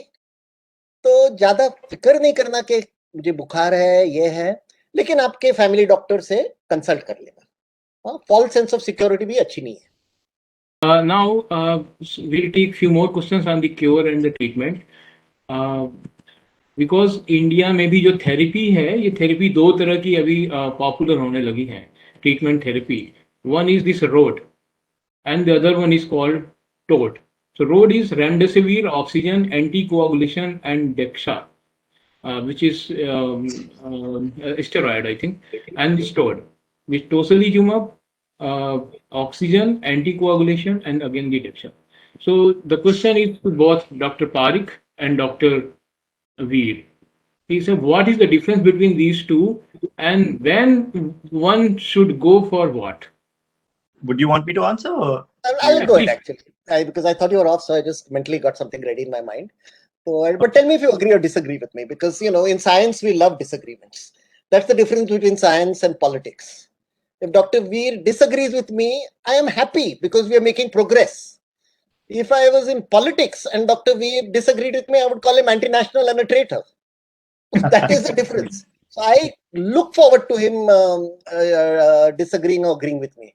तो पहले बात यह है ललित जी, ये रोड और टोड अच्छे एक्रोनिम है, शायद अच्छी तरह से हमारे जबान में से निकलते हैं। अगर आप मुझे चॉइस देते तो मैं एक्चुअली लेटर्स को सब रिवर्स कर देता, डी को पहले डालता और आर को लास्ट में डालता, और दूसरे एक्रोनिम में जो टोड है इसमें भी DOAT डोट करता उसको। तो मैं बताता हूँ, ये मेरा रिसर्च नहीं है, मैंने बिल्कुल इस पे रिसर्च नहीं किया है, मैं सिर्फ हर रोज रिसर्च पढ़ते रहता हूँ। तो पहले ये दोनों एंटीवायरल एजेंट्स में थोड़ी आशा थी, और जो पहले रिसर्च के स्टडीज आए थे वो दिखा रहे थे, रेमडेसिविर के दिखा रहा था कि मोर्टेलिटी पे कुछ फर्क नहीं है, लेकिन जो दिन 14 दिन के लिए हॉस्पिटल में रहते थे वो शायद 11 दिन के लिए रह सकते हैं। बट पहले पहले मैं थोड़ा पॉलिटिक्स की बात कर रहा था, तो मैं आपको एक उदाहरण ही देता हूँ कि कितना पॉलिटिक्स और इकोनॉमिक्स ये मेडिकेशन में भी हो सकता है। जैसे हमने वैक्सीन की बात की, तो रेमडेसिविर की पहली अनाउंसमेंट किसने की होगी? न तो जो साइंटिस्ट उस पर काम कर रहे थे उन्होंने किया था, न तो कोई एक्सपर्ट्स ने किया था। उसका अनाउंसमेंट मिस्टर डोनाल्ड ट्रंप ने व्हाइट हाउस में से, ओवल ऑफिस में से किया था कि ये बहुत ही गेम चेंजर दवाई है, सब अभी ठीक होने वाला है, आप फिक्र नहीं करिए। और डॉक्टर एंथनी फाउची बेचारे बैठे थे, और अगर आपने वो प्रेस कॉन्फ्रेंस देखा था तो वो कुर्सी में जरा इधर उधर हिल रहे थे बेचारे। और फिर उन्होंने कहा कि यार ये मोर्टेलिटी पे कुछ फर्क नहीं करता है, 14 दिन से 11 दिन का हॉस्पिटल स्टे करता है, और वो टाइम ट्रीटमेंट का भी $2,500 खर्चा था। तो बहुत सारे लोग पूछ रहे थे कि अगर इतना खर्चा हो रहा है और मोर्टेलिटी पे कुछ असर नहीं है, तो ये 3 दिन की क्या बड़ी बात है। अच्छा, उसके बाद WHO ने एक बहुत बड़ी स्टडी की, उसको बोलते हैं सॉलिडारिटी ट्रायल। वो सॉलिडारिटी ट्रायल में बहुत पेशेंट्स थे, वो दुनिया में बहुत देशों में हुआ, मैं भूल गया अभी कितने देशों में हुआ था, लेकिन it was a very big study. और उसमें ये दोनों एंटीवायरल एजेंट्स का भी स्टडी था, स्टीरॉइड्स, बहुत सारे ड्रग्स का किया था, ऐसे नहीं था कि एक ड्रग का ही देख रहे थे। और उसके बाद क्या पता चला, रेमडेसिविर का कुछ फायदा नहीं है। रेमडेसिविर का हॉस्पिटल स्टे पर भी फायदा नहीं है और मोर्टेलिटी रेट पे भी नहीं है, और टोक्लिज़ुमैब का भी कोई फायदा नहीं है। तो उन्होंने ये रिजल्ट्स गए सितंबर में रिलीज किए, सितंबर 2020 में। तो उसके बाद बहुत सारे देशों ने ये बंद कर दिया, लेकिन यूएस में सीडीसी ने अभी तक नहीं कहा है कि इसको यूज नहीं करना। WHO ने साफ साफ एडवाइजरी दे दिया है कि इसका कुछ यूज नहीं है, और ICMR ने भी इसको अभी तक ये नहीं लिखा है कि ये नहीं इस्तेमाल करना चाहिए। तो डेटा जो हमें दिखा रहा है कि ज्यादा इसका यूज नहीं है, लेकिन रिसर्च का क्या है कि कल शायद दूसरा स्टडी आ सकता है कि ये अच्छी तरह से चलता है, वो होगा तो बहुत ही बढ़िया है। डॉक्टर वीर मेरे साथ अग्री करेंगे कि we hope we are wrong, we always hope we are wrong, we always hope कि भाई कोई दवाई निकलेंगी और अच्छा रहेगा, लेकिन लोगों को ज्यादा आशा देने में वो भी ज्यादा अच्छा नहीं है। अच्छा, अभी स्टीरॉइड्स की बात करते हैं। स्टीरॉइड्स का एविडेंस सब जगह से कि स्टीरॉइड्स इस बीमारी में काम करते हैं। अच्छा, स्टीरॉइड्स जेनेरिक ड्रग है, उसको किसका इंटरेस्ट नहीं है, कोई मतलब नहीं है फार्मास्यूटिकल में। इंडिया में 1 रुपये में 4 गोली मिल सकते हैं। अभी इंडिया में 25 पैसे में क्या मिल सकता है आपको? चाय भी नहीं मिलेगा। तो स्टीरॉइड्स का ज्यादा प्रमोशन नहीं हो रहा है, लेकिन स्टीरॉइड्स की क्या खूबी है, और राइट डोज में राइट टाइम पर देना चाहिए। अगर बहुत ही जल्दी दे दिया, किसी को माइल्ड हो गया, उसने स्टीरॉइड्स लिया, तो इम्यूनिटी सप्रेस होके उसकी हालत बिगाड़ सकती है। जब साइटोकिन स्टॉर्म जो वो लोग बोलते रहते हैं, उस समय दिया तो फिर इम्यूनिटी को सप्रेस करता है। क्योंकि ये बीमारी में क्या होता है, पहले इम्यूनिटी कम होती है, जैसे वायरस आ जाता है तो इम्यूनिटी ओवरड्राइव में जाती है, तो कभी कभी उधर उसका यूज होता है। तो स्टीरॉइड्स सस्ता है, लेकिन it's a two edge weapon, it's like a knife. Right dose पे, राइट टाइम पे, राइट प्लेस पे दिया तो उसका यूज है। अभी तीसरी चीज थी ऑक्सीजन। ऑक्सीजन के बारे में कोई डाउट नहीं, हमने अभी तो चर्चा कर ली। ऑक्सीजन जरूर है तो लेना चाहिए, और वो भी ऐसे नहीं है कि फुल वॉल्यूम पे लेना चाहिए। कुछ लोगों को 1 लीटर लगता है, कुछ लोगों को 4-5 लीटर लगता है फ्लो पर मिनट, तो वो देख के डॉक्टर ऑक्सीजन दे सकते हैं। और तो और क्या रह गया अभी इसमें? 4 चीजें थी ना। Last one, D for Dexa or something. DEXA की बात कर ली मैंने, ऑक्सीजन की बात कर ली, और ये एंटीवायरल्स की बात कर रही। ए क्या था आपका? A for anticoagulation, that is clear. That is clear from the last. Anticoagulation की भी बात हो गई, एंटीकोएगुलेशन की भी बात हो गई। So these are my opinions. I am not saying they're necessarily the right opinions, because I again point out I have done no research on this. I am a passive reader of the world literature, but I would love to hear Dr. Veer Gupta's opinion, particularly if it differs from mine. Dr. Veer. जी, thank you Pareek ji, आपने बहुत अच्छा summary दिया इन सब चीजों का। मैं थोड़ा सा इसके बारे में बात करना चाहूंगा because I think it's very important that Lalit ji has brought up these different medications that we have been seeing. देखिए 1.5 साल हो गया इस डिजीज को, और हमको पहले ये डिजीज कभी जिंदगी में हमने देखी नहीं, ना ही इस पे कोई ट्रीटमेंट हुई। हॉस्पिटल में मैं रेस्पिरेटरी यूनिट में काम कर रहा था जब ये फर्स्ट केसेस हमारे एरिया में आए, तो रेस्पिरेटरी फिजिशियंस जो इस एरिया के हैं उनके साथ में काम कर रहा था, एंड काफी मुझे सीखने को मिला उस टाइम पे जब हमने नए नए पेशेंट्स देखे कि जो डिजीज प्रोसेस है वो कैसे स्प्रेड होती है। उसके बाद हमने जो ड्रग्स ट्राई करे पेशेंट्स पे, वो भी देखने को मिला कि how they affect those patients, because 1.5 साल में कई पेशेंट्स को हमने ट्रीट करा है कई डिफरेंट ड्रग्स और ट्राई करके। तो इसको एक ओवरऑल तरीके से मैं देखना चाहूंगा। देखिए मैं थोड़ा सा डिसएग्री करूंगा मिस्टर डॉक्टर पारेख के साथ, थोड़ा सा, and I with all due respect, he is a much senior physician than I am, but I would like to disagree with certain things about remdesivir और tocilizumab। देखिए सबसे पहले तो let's go to the trials कि ये सब हमने कहाँ से पता करा कि ये ड्रग्स हमारे लिए काम करते हैं। 2 मेन ट्रायल्स जो हैं, जो यूके में हमने जो ड्रग्स यूज कर रहे हैं, 2 मेन ट्रायल्स से हमने वो ड्रग्स चूज करे। सबसे पहले जो यूके की ओरिजिनल ट्रायल थी, that is known as the recovery trial, और रिकवरी ट्रायल जो थी वो यहाँ पे यूनिवर्सिटी बेस्ड हॉस्पिटल सिस्टम है NHS में, तो हर हॉस्पिटल जो है यूनिवर्सिटी से लिंक्ड है। तो हमने उन हॉस्पिटल्स के कोविड पेशेंट्स लिए और उन पे हमने डिफरेंट ड्रग्स की ट्रायल करी, देखने के लिए कि उनकी जो हॉस्पिटल स्टे है उसमें क्या फर्क पड़ता है। तो फॉर इंस्टेंस डेक्सामेथासोन और टोकिलुजुमैब, जो आपने 2 ड्रग्स बोले, ये दोनों ड्रग्स जो हैं वो रिकवरी ट्रायल के थ्रू आए हैं दुनिया में। After seeing the results from these 2 for what we saw with the patients, we recommended them, और अब ये दोनों ड्रग्स जो हैं वो यूके की गाइडलाइन में मौजूद हैं इन टर्म्स ऑफ ट्रीटिंग पेशेंट्स। सबसे पहला जो ड्रग है वो मैं डेक्सामेथासोन, ये बात मैं एग्री करूंगा डॉक्टर पारेख से that we should reverse that pneumonic. Dexamethasone मेरे हिसाब से पिछले 1.5 साल में सबसे इंपॉर्टेंट रिकवरी ट्रायल का जो डिस्कवरी है वो सबसे इंपॉर्टेंट। उसके 2 रीजन है। नंबर 1, उसकी कॉस्ट। आप एक डोज जो डेक्सामेथासोन का है, अगर मैं टाइम नहीं वेस्ट करूंगा, आप गेस कर सकते हैं तो मुझे बताइए, लेकिन यूके में एक डोज जो है डेक्सामेथासोन का वो लेस देन 1 पाउंड, कुछ पेंस, सिर्फ कुछ पेंस में आप एक डोज दे सकते हैं डेक्सामेथासोन का टू 1 पेशेंट। एंड बहुत इजीली मैन्युफैक्चर्ड ड्रग है ये, दुनिया में बहुत कंपनीज इसको मैन्युफैक्चर करती हैं और बहुत इजीली मैन्युफैक्चर यूज हो सकता है। Yeah, Dr. Veer, I would second you because I purchased it 2 days ago. Ji, for 3 rupees, for 3 rupees 2 tablets. Ji. This is all. सो इतना सस्ता ड्रग जो है वो, हमको ऐसी ड्रग की जरूरत थी जो आपकी हॉस्पिटल स्टे को शॉर्टन करे, मोर्टेलिटी को कम करे, मॉर्बिडिटी को कम करे और ठीक प्राइस में करे, ताकि सारी दुनिया यूज कर सके, इंडिया, अफ्रीका, हर जगह यूज हो सके ये ड्रग। तो रिकवरी ट्रायल का जो सबसे बड़ी अचीवमेंट थी, ये पिछले साल जून या जुलाई में निकली थी, और इसके बारे में मैंने एक टॉक करी थी लंदन में कि this is a huge discovery for everybody involved. And मैं खुद इन्फेक्ट हुआ था अप्रैल लास्ट ईयर में, जब मैं पेशेंट्स देख रहा था, और मैंने थोड़ी सी ना अपने आप सोच के मैंने अपने आप को Day 6 पे प्रेडनिसोलोन पे डाला, जो एक और टाइप ऑफ स्टेरॉइड है, और मैंने कहा यार अगर साइटोकाइन स्टॉर्म होता है, अगर सेल्फ इम्यून सिस्टम अपनी बॉडी को अटैक कर रहा है, तो before that gets worse I want to prevent that from happening. तो मैंने थोड़ा एक्सपेरिमेंटेशन करा, मैं नहीं रेकमेंड करूंगा कि ऐसा करा जाए, लेकिन मैंने अपने आप पे एक्सपेरिमेंट करा, और बाय डे 12 मेरी डिजीज प्रोसेस जो है वो बहुत हद तक रिकवर हो गई थी। तो मुझे इमीडिएटली ये चीज अपने दिमाग में भी आई कि steroids are the way to go. Now steroids की ऑब्वियसली अदर साइड इफेक्ट्स हैं जिनके बारे में हम नहीं जाएंगे, बट वो साइड इफेक्ट्स जो हैं वो काफी इफेक्ट करते हैं पेशेंट्स को जो स्टेरॉइड्स पे हैं हॉस्पिटल में।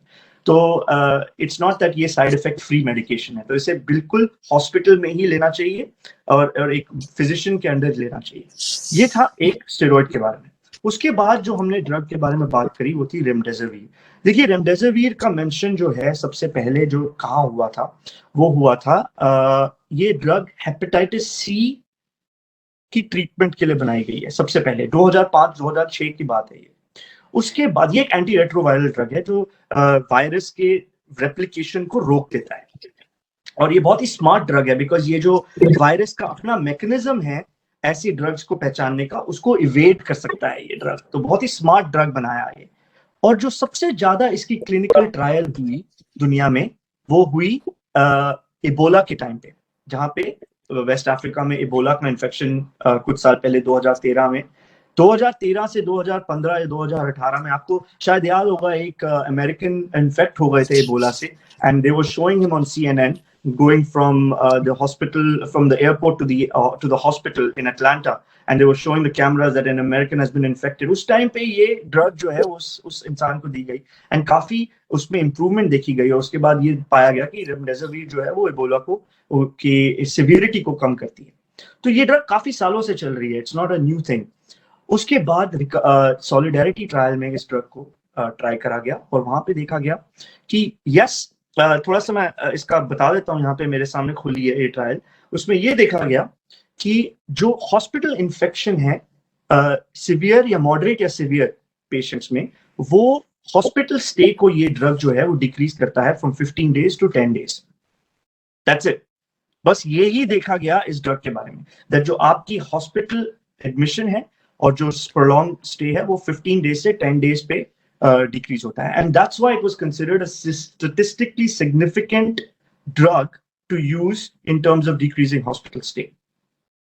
नाउ 2 कोर्सेज दिए गए पेशेंट्स को, 5 दिन का कोर्स और 11 दिन का कोर्स, और 11 दिन और 5 दिन के कोर्स में कोई ज्यादा डिफरेंस नहीं देखा गया। That was not a statistical significant difference. 5 दिन का जो इफेक्ट है वो उतना ही है जितना 11 दिन की कोर्स का इफेक्ट है, लेकिन स्टैटिस्टिकल सिग्निफिकेंस ये थी कि आपकी हॉस्पिटल स्टे कम हो जाती है, और उसका रीजन ये है कि आपकी वायरल रेप्लिकेशन कम हो जाती है, तो आपकी बॉडी में जो वायरस है वो कम है। इंडिया में एक ड्रग यूज करे जा रहे हैं, फैबीफ्लू करके एक ड्रग है, वो भी एक एंटीवायरल ड्रग है। वो उसकी अभी तक कोई लार्ज स्केल स्टडी नहीं हुई है। इंडिया में एक छोटी सी स्टडी हुई थी जो 1000 लोगों से कम में हुई है, लेकिन उस बेसिस पे भी वो ड्रग यूज हो रहा है। इंडिया में आइवरमेक्टिन करके एक ड्रग यूज हो रहा है जिसकी कोई बेसिस नहीं है इस वक्त। एक एंटी प्रोटोजोल ड्रग है जिसका कोई लार्ज स्केल ट्रायल नहीं हुआ है। तो मेरे ख्याल से remdesivir is a much better drug than all of these other drugs that we are using to treat this disease, और हमने खुद देखा है कि हॉस्पिटल में रेमडेसिविर काम करती है, but it is only for moderate to severe hospitalised patients. That's very important to know. हर इंसान के लिए नहीं है ये ड्रग, और इसके साइड इफेक्ट्स भी बहुत सिवियर हैं, तो इसलिए आपको बहुत ध्यान से इसको यूज करना चाहिए। इसका एक इंजेक्शन खरीद के घर पे रखना is not going to help. और जो फाइनल ड्रग जिसके बारे में आपने बात करी वो थी टोकिलुजुमैब। टोकिलुजुमैब जो है वो एक मोनोक्लोनल एंटीबॉडी ड्रग है। उसका जो ओरिजिनल इन्वेंशन हुआ था वो हुआ था रूमेटॉइड आर्थराइटिस के लिए। रूमेटॉइड आर्थराइटिस में ये ड्रग इसलिए यूज होती है कि रूमेटॉइड आर्थराइटिस जो है एक ऑटो इम्यून डिजीज है, जिसमें हमारी बॉडी के ही इम्यून सेल्स जो हैं वो हमारी बॉडी को ही अटैक करते हैं। तो ये ड्रग जो है वो उस इम्यून रिस्पॉन्स को कम करती है। और इन्होंने किसी ने सोचा, बिकॉज हम हाइड्रोक्सीक्लोरोक्विन भी यूज कर रहे थे एक टाइम पे, जो पता लगा हमें बाद में कि it is not working that well, तो हमने बंद कर दिए यूज करना। लेकिन किसी ने सोचा कि जो साइटोकाइन स्टॉर्म है, जो इम्यून रिस्पॉन्स है, वो हमारी बॉडी को ज्यादा हार्म करता है कोविड में देन कोविड इटसेल्फ। तो क्या ये कम करा जाए, तो इसलिए मोनोक्लोनल एंटीबॉडीज का यूज हुआ। प्रेसिडेंट ट्रंप की बात हुई, पारेख जी ने करी। प्रेसिडेंट ट्रंप जब खुद इन्फेक्ट हुए थे तो उनको मोनोक्लोनल एंटीबॉडी ही मिली थी एज अ ट्रीटमेंट, जब उनको ले जाया गया एंड्रूज एयरफोर्स बेस के जो हॉस्पिटल में वहां पे ट्रीट करा। सो मोनोक्लोनल एंटीबॉडीज मेरे ख्याल से एक बहुत ही जायज ट्रीटमेंट है, but again for hospitalised patients only, that can be prevented from going to ICU। हमने यहाँ पे अब टोकिलुजुमैब भी by the way recovery trial में ही ट्राई करी गई और वहीं पे रिजल्ट्स देखे गए। और टोकिलुजुमैब जो है अब हमारे यूके की गाइडलाइंस में है। तो इस वक्त यूके की गाइडलाइंस में डेक्सामेथासोन, रेमडेसिविर, टोकिलुजुमैब ये तीनों ड्रग्स हैं। प्लाज्मा एक्सचेंज का इतना फायदा नहीं देखा गया है, तो इसलिए we don't do that. We don't recommend that to patients anymore. Plasma exchange is not recommended in the UK as a treatment for COVID-19. And जो एक और चीज हम एंटीकोएगुलेंट्स, एंटी कोविड ड्रग आज डेवलप किया है DRDO ने, उसको DGCI ने अप्रूव किया है, जिसका नाम है 2DG डिऑक्सी डी ग्लूकोज, जो ऑक्सीजन का लेवल बढ़ाएगी बॉडी के अंदर। आज ही किया है, अभी शाम की खबर है ये। मैंने ये देखी थी सुबह खबर। I know enough about it to talk about it. मुझे नहीं पता कि इसका क्या मैकेनिज्म है और किस रीजन से अप्रूव हुआ, क्या ट्रायल हुई है, तो इसलिए I am sorry but I will not be able to go into detail.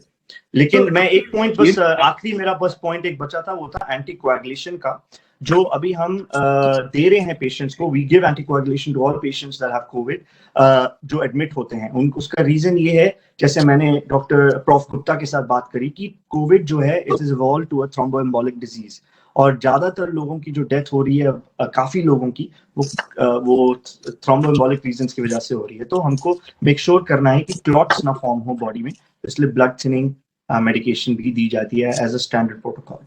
Dr. Veer, and all, we have 3 more questions left. But Dr. Veer, I would like to ask you: have you have any experience of the plasma therapies treatment in other countries than the UK, in other neighboring countries in Europe? Are they using plasma therapy? देखिए, I don't know कि अगर बाकी countries में use हो रही है कि नहीं, मेरे को इतनी नॉलेज नहीं है इस चीज की, बट यहाँ पे काफी एक्सटेंसिवली हमने रिकवरी ट्रायल के अंडर इसकी रिसर्च करी, और देखा गया कि एंटीबॉडीज जो हैं वो इतनी देर लास्ट नहीं करती जितनी देर हमने सोचा था कि लास्ट करेंगी, और इतना इफेक्ट नहीं पाया गया कोविड पेशेंट्स में प्लाज्मा एक्सचेंज का. Okay. I have 3 quick responses to Dr. Veer's excellent MSA and detailed explanation of these drugs. तो अगर समय होगा तो I can give you the quick responses now. If we are running out of time, they are not that important. Sir, please continue. All right. So yes. So just very quickly, see, Donald Trump. I'm going from the least important to the most important. Donald Trump took 7 drugs, including remdesivir. Okay. And he singled out remdesivir for praise. आप steroids भी लोगे, remdesivir भी लोगे, और ये सब दुनिया में चल रहा है. ये ऐसे नहीं है कि किसी को सिर्फ रेमडेसिविर मिल रहा है. इंडिया में भी रेमडेसिविर के साथ सबको स्टीरॉइड्स मिल रहा है. तो we can't tell which one is really working. दूसरी बात जो आप बोल रहे हैं वो सही है, लेकिन there is an added dimension to it, doctor Gupta ji, and that is this. In the UK these drugs are provided by the National Health Service. India में क्या हो रहा है कि remdesivir is being sold at 20 times its price in the black market. एक. दूसरी बात क्या हो रही है कि जिनके रिलेटिव्स बाहर है, जो आईसीयू में है, वो 6-8 घंटा खड़े रहते हैं लाइन में रेमडेसिविर के लिए, और उनको नहीं मिलता है. ऐसे बहुत लोग हैं तो 3 दिन लाइन में जाके 6-6 घंटा खड़े रहे और रेमडेसिविर खत्म हो गया है. तो ये एक तरह का मेनिया है, and I think you will agree with me that the data is not so compelling to justify this running around it. तीसरी बात ये है, जैसे आपने ठीक तरह से बताया कि remdesivir, टोक्लिजुमैब, these are called repurposed drugs. यानी इनका सब रिसर्च हो गया था पहले, एक पैरासाइट्स पे, एक इबोला पे. और by the way, Ebola the trial was inconclusive. It was not, never got approval for use in Ebola. एक पेशेंट में हुआ होगा, लेकिन उसको अप्रूवल तो नहीं मिला as Ebola drug. It was a failed drug for Ebola. लेकिन देखिए, हमको ये भी समझना चाहिए, जब ड्रग का पूरा ट्रायल हो गया है, ड्रग रेडी है, तो फिर उसका खर्चा इतना क्यों होना चाहिए? तो ये कंपनीज जो भी प्रॉफिट बना रहे हैं ये ड्रग्स पर, उसके बारे में भी हमको थोड़ा सोचना चाहिए. अभी यूके और इंडिया की कंडीशन इस तरह से डिफरेंट है. वहां the government is bearing the cost, यहाँ लोग यहाँ से वहां तक दौड़ रहे हैं. और यहाँ क्या हो रहा है डॉक्टर गुप्ता जी, डॉक्टर्स पेशेंट को बता नहीं रहे कि भाई स्टीरॉइड्स भी काम कर सकता है. आप 3-3 दिन घूमते रहोगे तो स्टीरॉइड्स तो लेके आना, स्टीरॉइड्स चालू करेंगे. और ललित जी, आपको भी महंगा मिला वो स्टीरॉइड्स, क्योंकि जब हॉस्पिटल बल्क में खरीदता है ना, होलसेल में खरीदता है, तो बहुत ही सस्ता है वो. 1 रुपये की 3 या 4 गोलियां आ जाती है. लेकिन उसमें किसको इंटरेस्ट नहीं है, बिल्कुल प्रॉफिट नहीं है उसमें.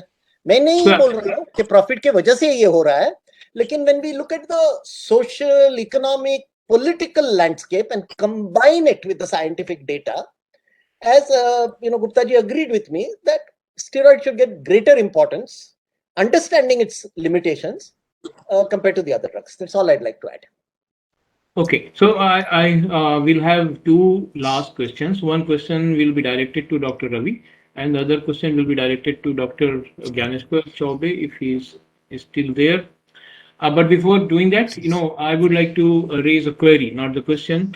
At what point of time one should go for these steroids that you are discussing? Because the doctor who I was discussing with, he was not showing confidence while referring to this steroid.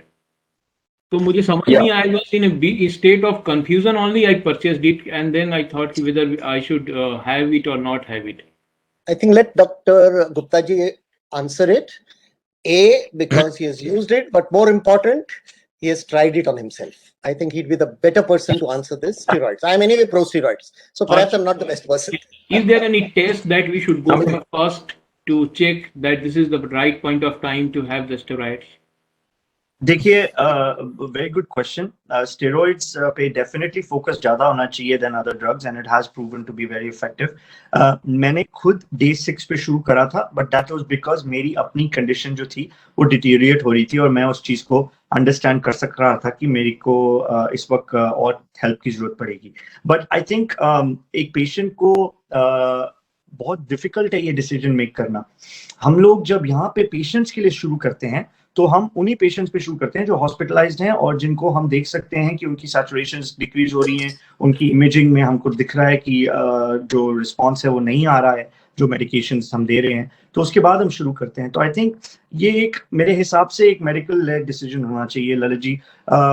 हर इंसान को I think self medication का थोड़ा सा होता है effect, जो नहीं मेरे हिसाब से I am very big proponent कि आप एक एक्सपर्ट एडवाइस लीजिए बिफोर यू डूइंग, बिकॉज जैसे मैंने कहा स्टेरॉइड्स के भी साइड इफेक्ट्स हैं, काफी साइड इफेक्ट्स हैं.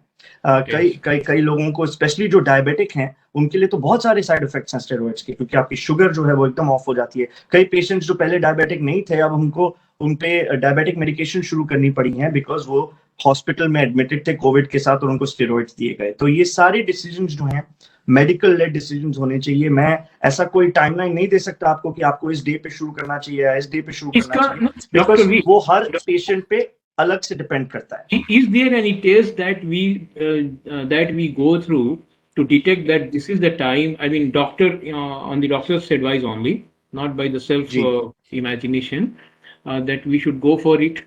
कोई ऐसा कोई टेस्ट है, कोई मतलब मेडिकल टेस्ट है? जब डॉक्टर आपको एग्जामिन करते हैं तो हम कई चीजें देखते हैं. एक आपकी ओवरऑल कंडीशन देखते हैं, आपकी कोमोर्बिडिटीज देखते हैं, आपके पास हाइपरटेंशन, डायबिटीज, ये सारी डिजीजेस हैं, तो आप रिस्क पे हो टू डिटीरिएट फर्दर.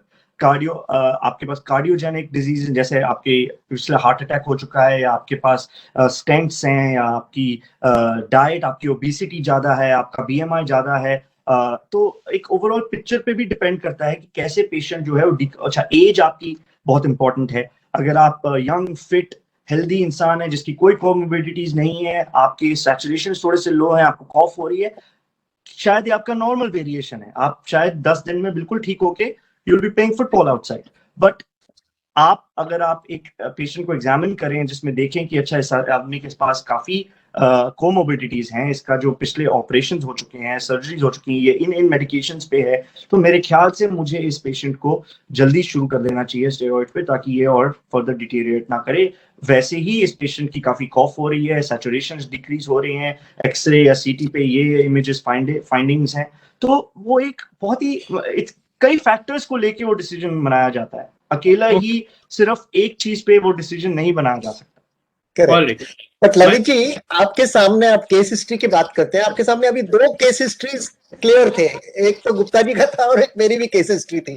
तो if we heard him, he correctly took a decision on day 6, not because it was day 6, but because he listened to his body और उनको लगा कि अभी शायद मेरा साइटोकिन स्टॉर्म शुरू हो रहा है, और उन्होंने उसी समय पे लिया. तो it's not a question of which day, and when we say correct time, it's not chronological time, it's biological time. Disease progress हो रही है. अच्छा, मेरे बारे में मैं आपको एग्जांपल दिया, I didn't have to take steroids at all. मेरे 4 लोग खत्म हो गए थे, और न्यूयॉर्क में जिधर मैं एडमिट हो गया वो लोग आश्चर्य में थे. फिर मैंने उनको बताया कि मैं रेगुलरली ट्रैकिंग करता हूँ, रोज 1.5 घंटा वॉक करता हूँ, तो फिर वो बोले okay, your lung capacity was already, end of course I am non smoker, I don't drink, तो बोले your lung capacity was good, तो इसलिए आपको ये सब की जरूरत नहीं पड़ी.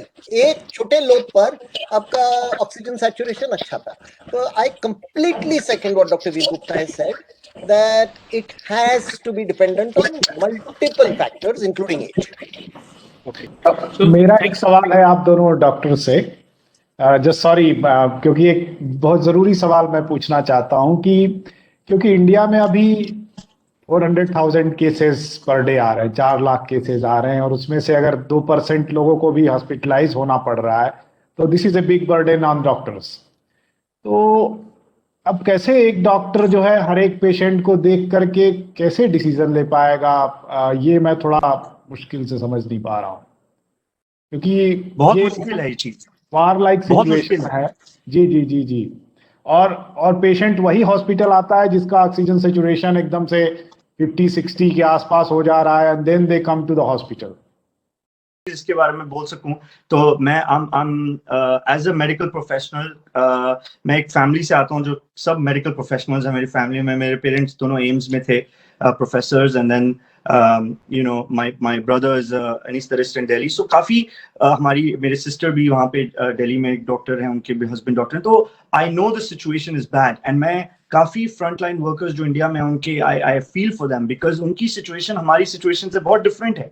एनएचएस में जो हमारी सिचुएशन थी जब यहाँ पे पेंडेमिक हुआ, तो हम सोचते हैं कि हमें बहुत डिफिकल्टी के थ्रू जाना पड़ा, लेकिन जो सिचुएशन इंडिया में दिख रही है इस वक्त, जहाँ पे एक एक बेड पे 3-3 लोग कोविड पेशेंट्स जो हैं वो उनको ट्रीटमेंट मिल रही है, वार्ड में डॉक्टर्स को जो है वो पीपीई की कमी हो रही है, और खुद भी डॉक्टर्स इन्फेक्ट हो रहे हैं। तो बहुत डिफिकल्ट सिचुएशन है for health care workers. I think ये बहुत इंपॉर्टेंट है इस चीज को हाईलाइट करना, बिकॉज देखिए आपके पास एक लिमिटेड नंबर ऑफ डॉक्टर्स हैं। आप नए डॉक्टर्स को ट्रेन करने में, एक डॉक्टर को ट्रेन करने में 10 साल लगते हैं अगर आप उसको एक स्पेशलिस्ट बनाना चाहते हैं।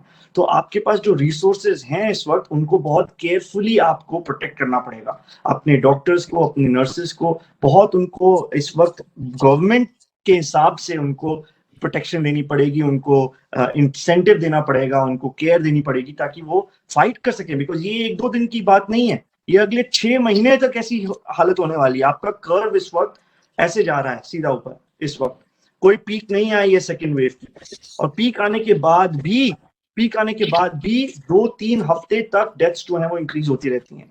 तो आप सोच सकते हो आपका हॉस्पिटल सिस्टम कितना बर्डन रहने वाला है अगले कई महीनों तक।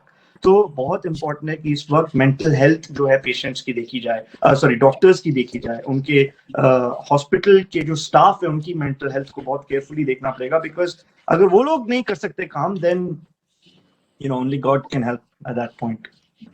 I'd just like to add something to what Dr. Gupta ji just said, कि in India right now, भगवान की कृपा से और शायद वायरस की कृपा से भी डॉक्टर्स और नर्सेस का शॉर्टेज नहीं हुआ है, लेकिन वो होने की संभावना है। अगर ये वेव कंट्रोल में नहीं आएगा या तीसरी लहर आएगी तो वो अभी बड़ा प्रॉब्लम होगा। देखो, पहले हम लोग ऑक्सीजन का शॉर्टेज की बात कर रहे थे, पहले बेड्स की शॉर्टेज की बात कर रहे थे, ऑक्सीजन का शॉर्टेज है और डॉक्टर्स की शॉर्टेज भी हो सकती है। लेकिन चौबे जी, जो आपने सवाल पूछा था कि जब एक डॉक्टर ऐसे कैसे डिसीजंस लेगा, तो ये कॉम्प्लिकेटेड डिसीजन नहीं है। ये अपने आप पे लेने के लिए घर में बहुत कॉम्प्लिकेटेड डिसीजन है, लेकिन डॉक्टर्स का जो एल्गोरिदम होता है कि इसको स्टेरॉइड देना है ये नहीं देना है, वो तो एक्सपीरियंस डॉक्टर गुप्ता जैसे डॉक्टर शायद आधे मिनट में डिसाइड कर सकते हैं, क्योंकि जो पेशेंट हॉस्पिटल में आ गया उसका सब डेटा है। तो शायद आप बताइए, आपको कितना समय लगेगा जब पेशेंट का डेटा है, तो स्टेरॉइड देना या नहीं देना, वो कितना समय लगता है आपको डिसीजन लेने में, आप बताइए। बहुत कम टाइम लगता है। आपको 2-3 चीजें ही देखनी होती हैं एक पेशेंट में, दैट कि इसकी हालत में कभी you see a patient and आप उसको क्लिनिकल एग्जामिनेशन से ही आप देख सकते हो, आपको टेस्ट और लैब्स की तरफ जाना ही नहीं पड़ता। तो ये बात सही है, और इसलिए मैं कह रहा हूँ बार बार कि ये एक डिसीजन होना चाहिए जो मेडिकल प्रोफेशनल्स को लेना चाहिए। All right, thank you. So, Dr. Ravi, sorry you had been, in a stand still mode for long, and there were certain questions directed to you, but in between वो questions किसी और ने पूछ लिए, somebody else asked the question and the entire flow has gone, upside down. So the 2 questions are there. So for the antiviral drugs, what our internal research team, we are not a medical or the research organization, but we do conduct sometimes some researches. So what we found, 2 inhibitors, one is this RDRP and the other one is this TMP RS2 or maybe RSS2. All the antiviral drugs are targeting these 2 proteins or the enzymes. So how effective, how good it for the antiviral drug manufacturers to go after only these 2? whether inhibiting these two enzymes or the proteins is sufficient for saving one's life or bringing down the copies of the SARS-CoV-2 virus, the replication. Remdesivir is an example. I mean, it has not shown great impact clinically. If you give it early, maybe there's an effect. There's a shorter time to hospitalize, recovery. Maybe it's a slower progression, but it's not really a life-saving drug. So you were saying that earlier. TMPRSS2 inhibitors, one of them is called Camastat, but it's not clinically approved as far as I know, and it's not been trialed yet. It might work, but the thing about this disease is often by the time you are seeking treatment, then the inflammation has started, and I think it becomes a bit more difficult to control. So I'm not sure that antivirals are going to be so critical in established infection. Maybe very early on, first symptom or first test or whatever, it may have an impact. But people can't take drugs, just like that. Every time they have a small symptom, it's going to be difficult to implement this. So I think antivirals do need to be investigated. I think, of course, vaccination and protection from infection using that method is the best thing to do. Vaccination is just one type of tool.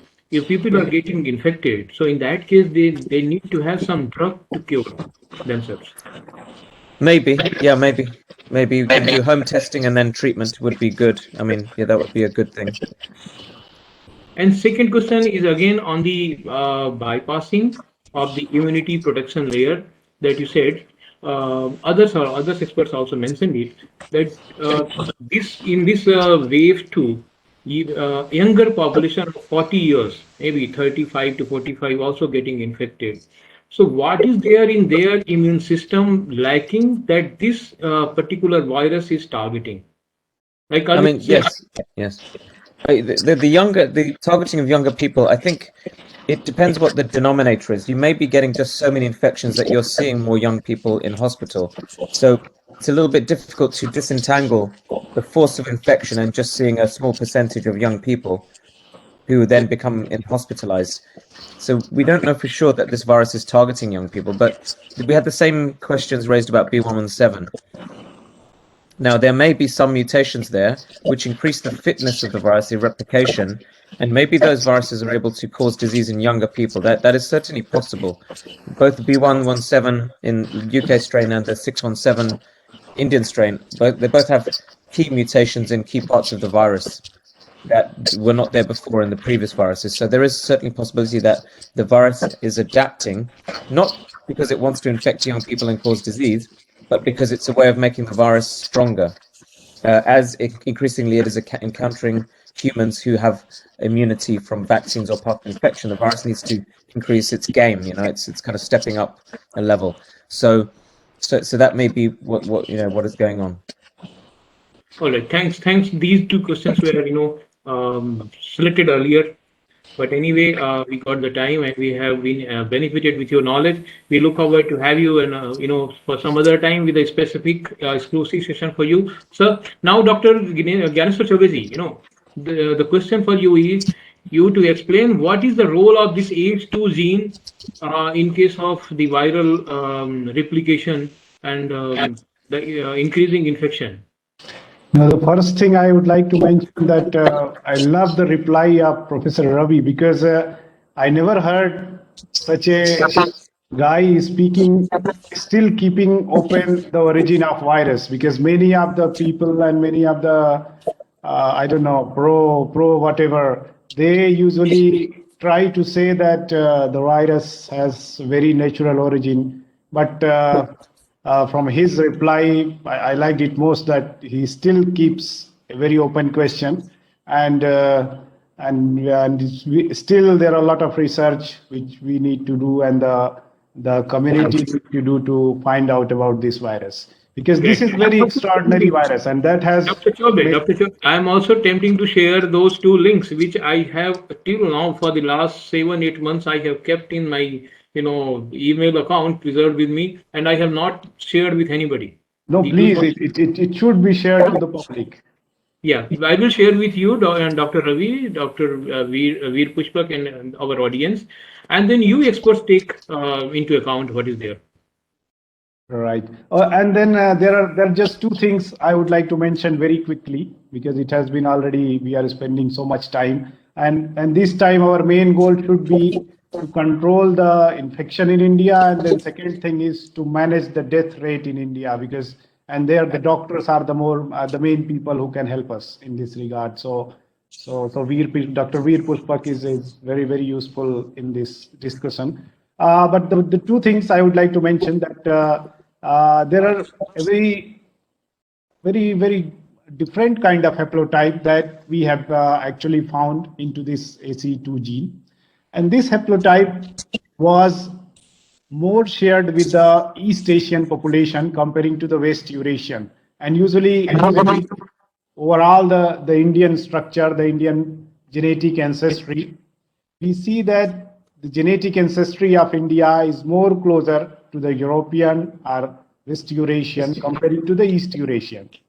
We mostly share our genes with the European people comparing with the Chinese people. But here there is a very unique haplotype, and this haplotype is defined by one of very stable mutation, that is RS2285666, and this mutation is making a very longer haplotype in this gene, and this haplotype of most of the Indian population is shared with the East Asians. So and then we have also looked at the variation of this haplotype in different states, the number of cases in different states, number of the mortality rate in different states, and somehow, very surprisingly, it is showing a very high level of correlation. So there was another paper by Svante Paavo and his lab, and they have found out that there is a haplotype which we actually inherited from Neanderthal, and this haplotype is increasing the susceptibility of South Asian, and these South Asian, among the South Asian, the Bangladeshi are the one who has the highest susceptibility for the coronavirus because of this haplotype. But then again, we use the same platform and use the same mortality rate, same infection rate all over the India as well as in Bangladesh, some districts of Bangladesh, and we did not find any direct correlation of this this particular 50 kb haplotype that has been found among the Neanderthal, and somehow probably either there is something else which is playing a bigger role in India, or and as we see that the people who live in northeastern part of India, they share most of their genes with the East Asian or Southeast Asian population, and there we see consistently that even in first wave, even in second wave, the mortality rate as well as the number of infections, both of them are very significantly lower comparing to the mainland Indian population. So there is something going on with the genes, but still we need to find out, we need to scan the complete genomes of the real patients as well as real people who has been infected with the coronavirus in India. I thank to all, Dr. Rajesh Parikh, Dr. Ravi, Dr. Veer Pushpagupta, Dr. Gyaneswar Chaubey, and my friend Praveen ji. Thank you, all of you. Really enjoyed being with you. Thank you. Thank you, sir. And we will keep requesting you, troubling you, chasing you for another session on something else, if not the COVID. Probably I pray to the God to let us not have the third session on this pandemic, COVID-19. Thank you very much, and Thank you very much. it's been an honor to be with all of you. Thank you. Thank you. Bye. Bye. Bye. Right. Bye.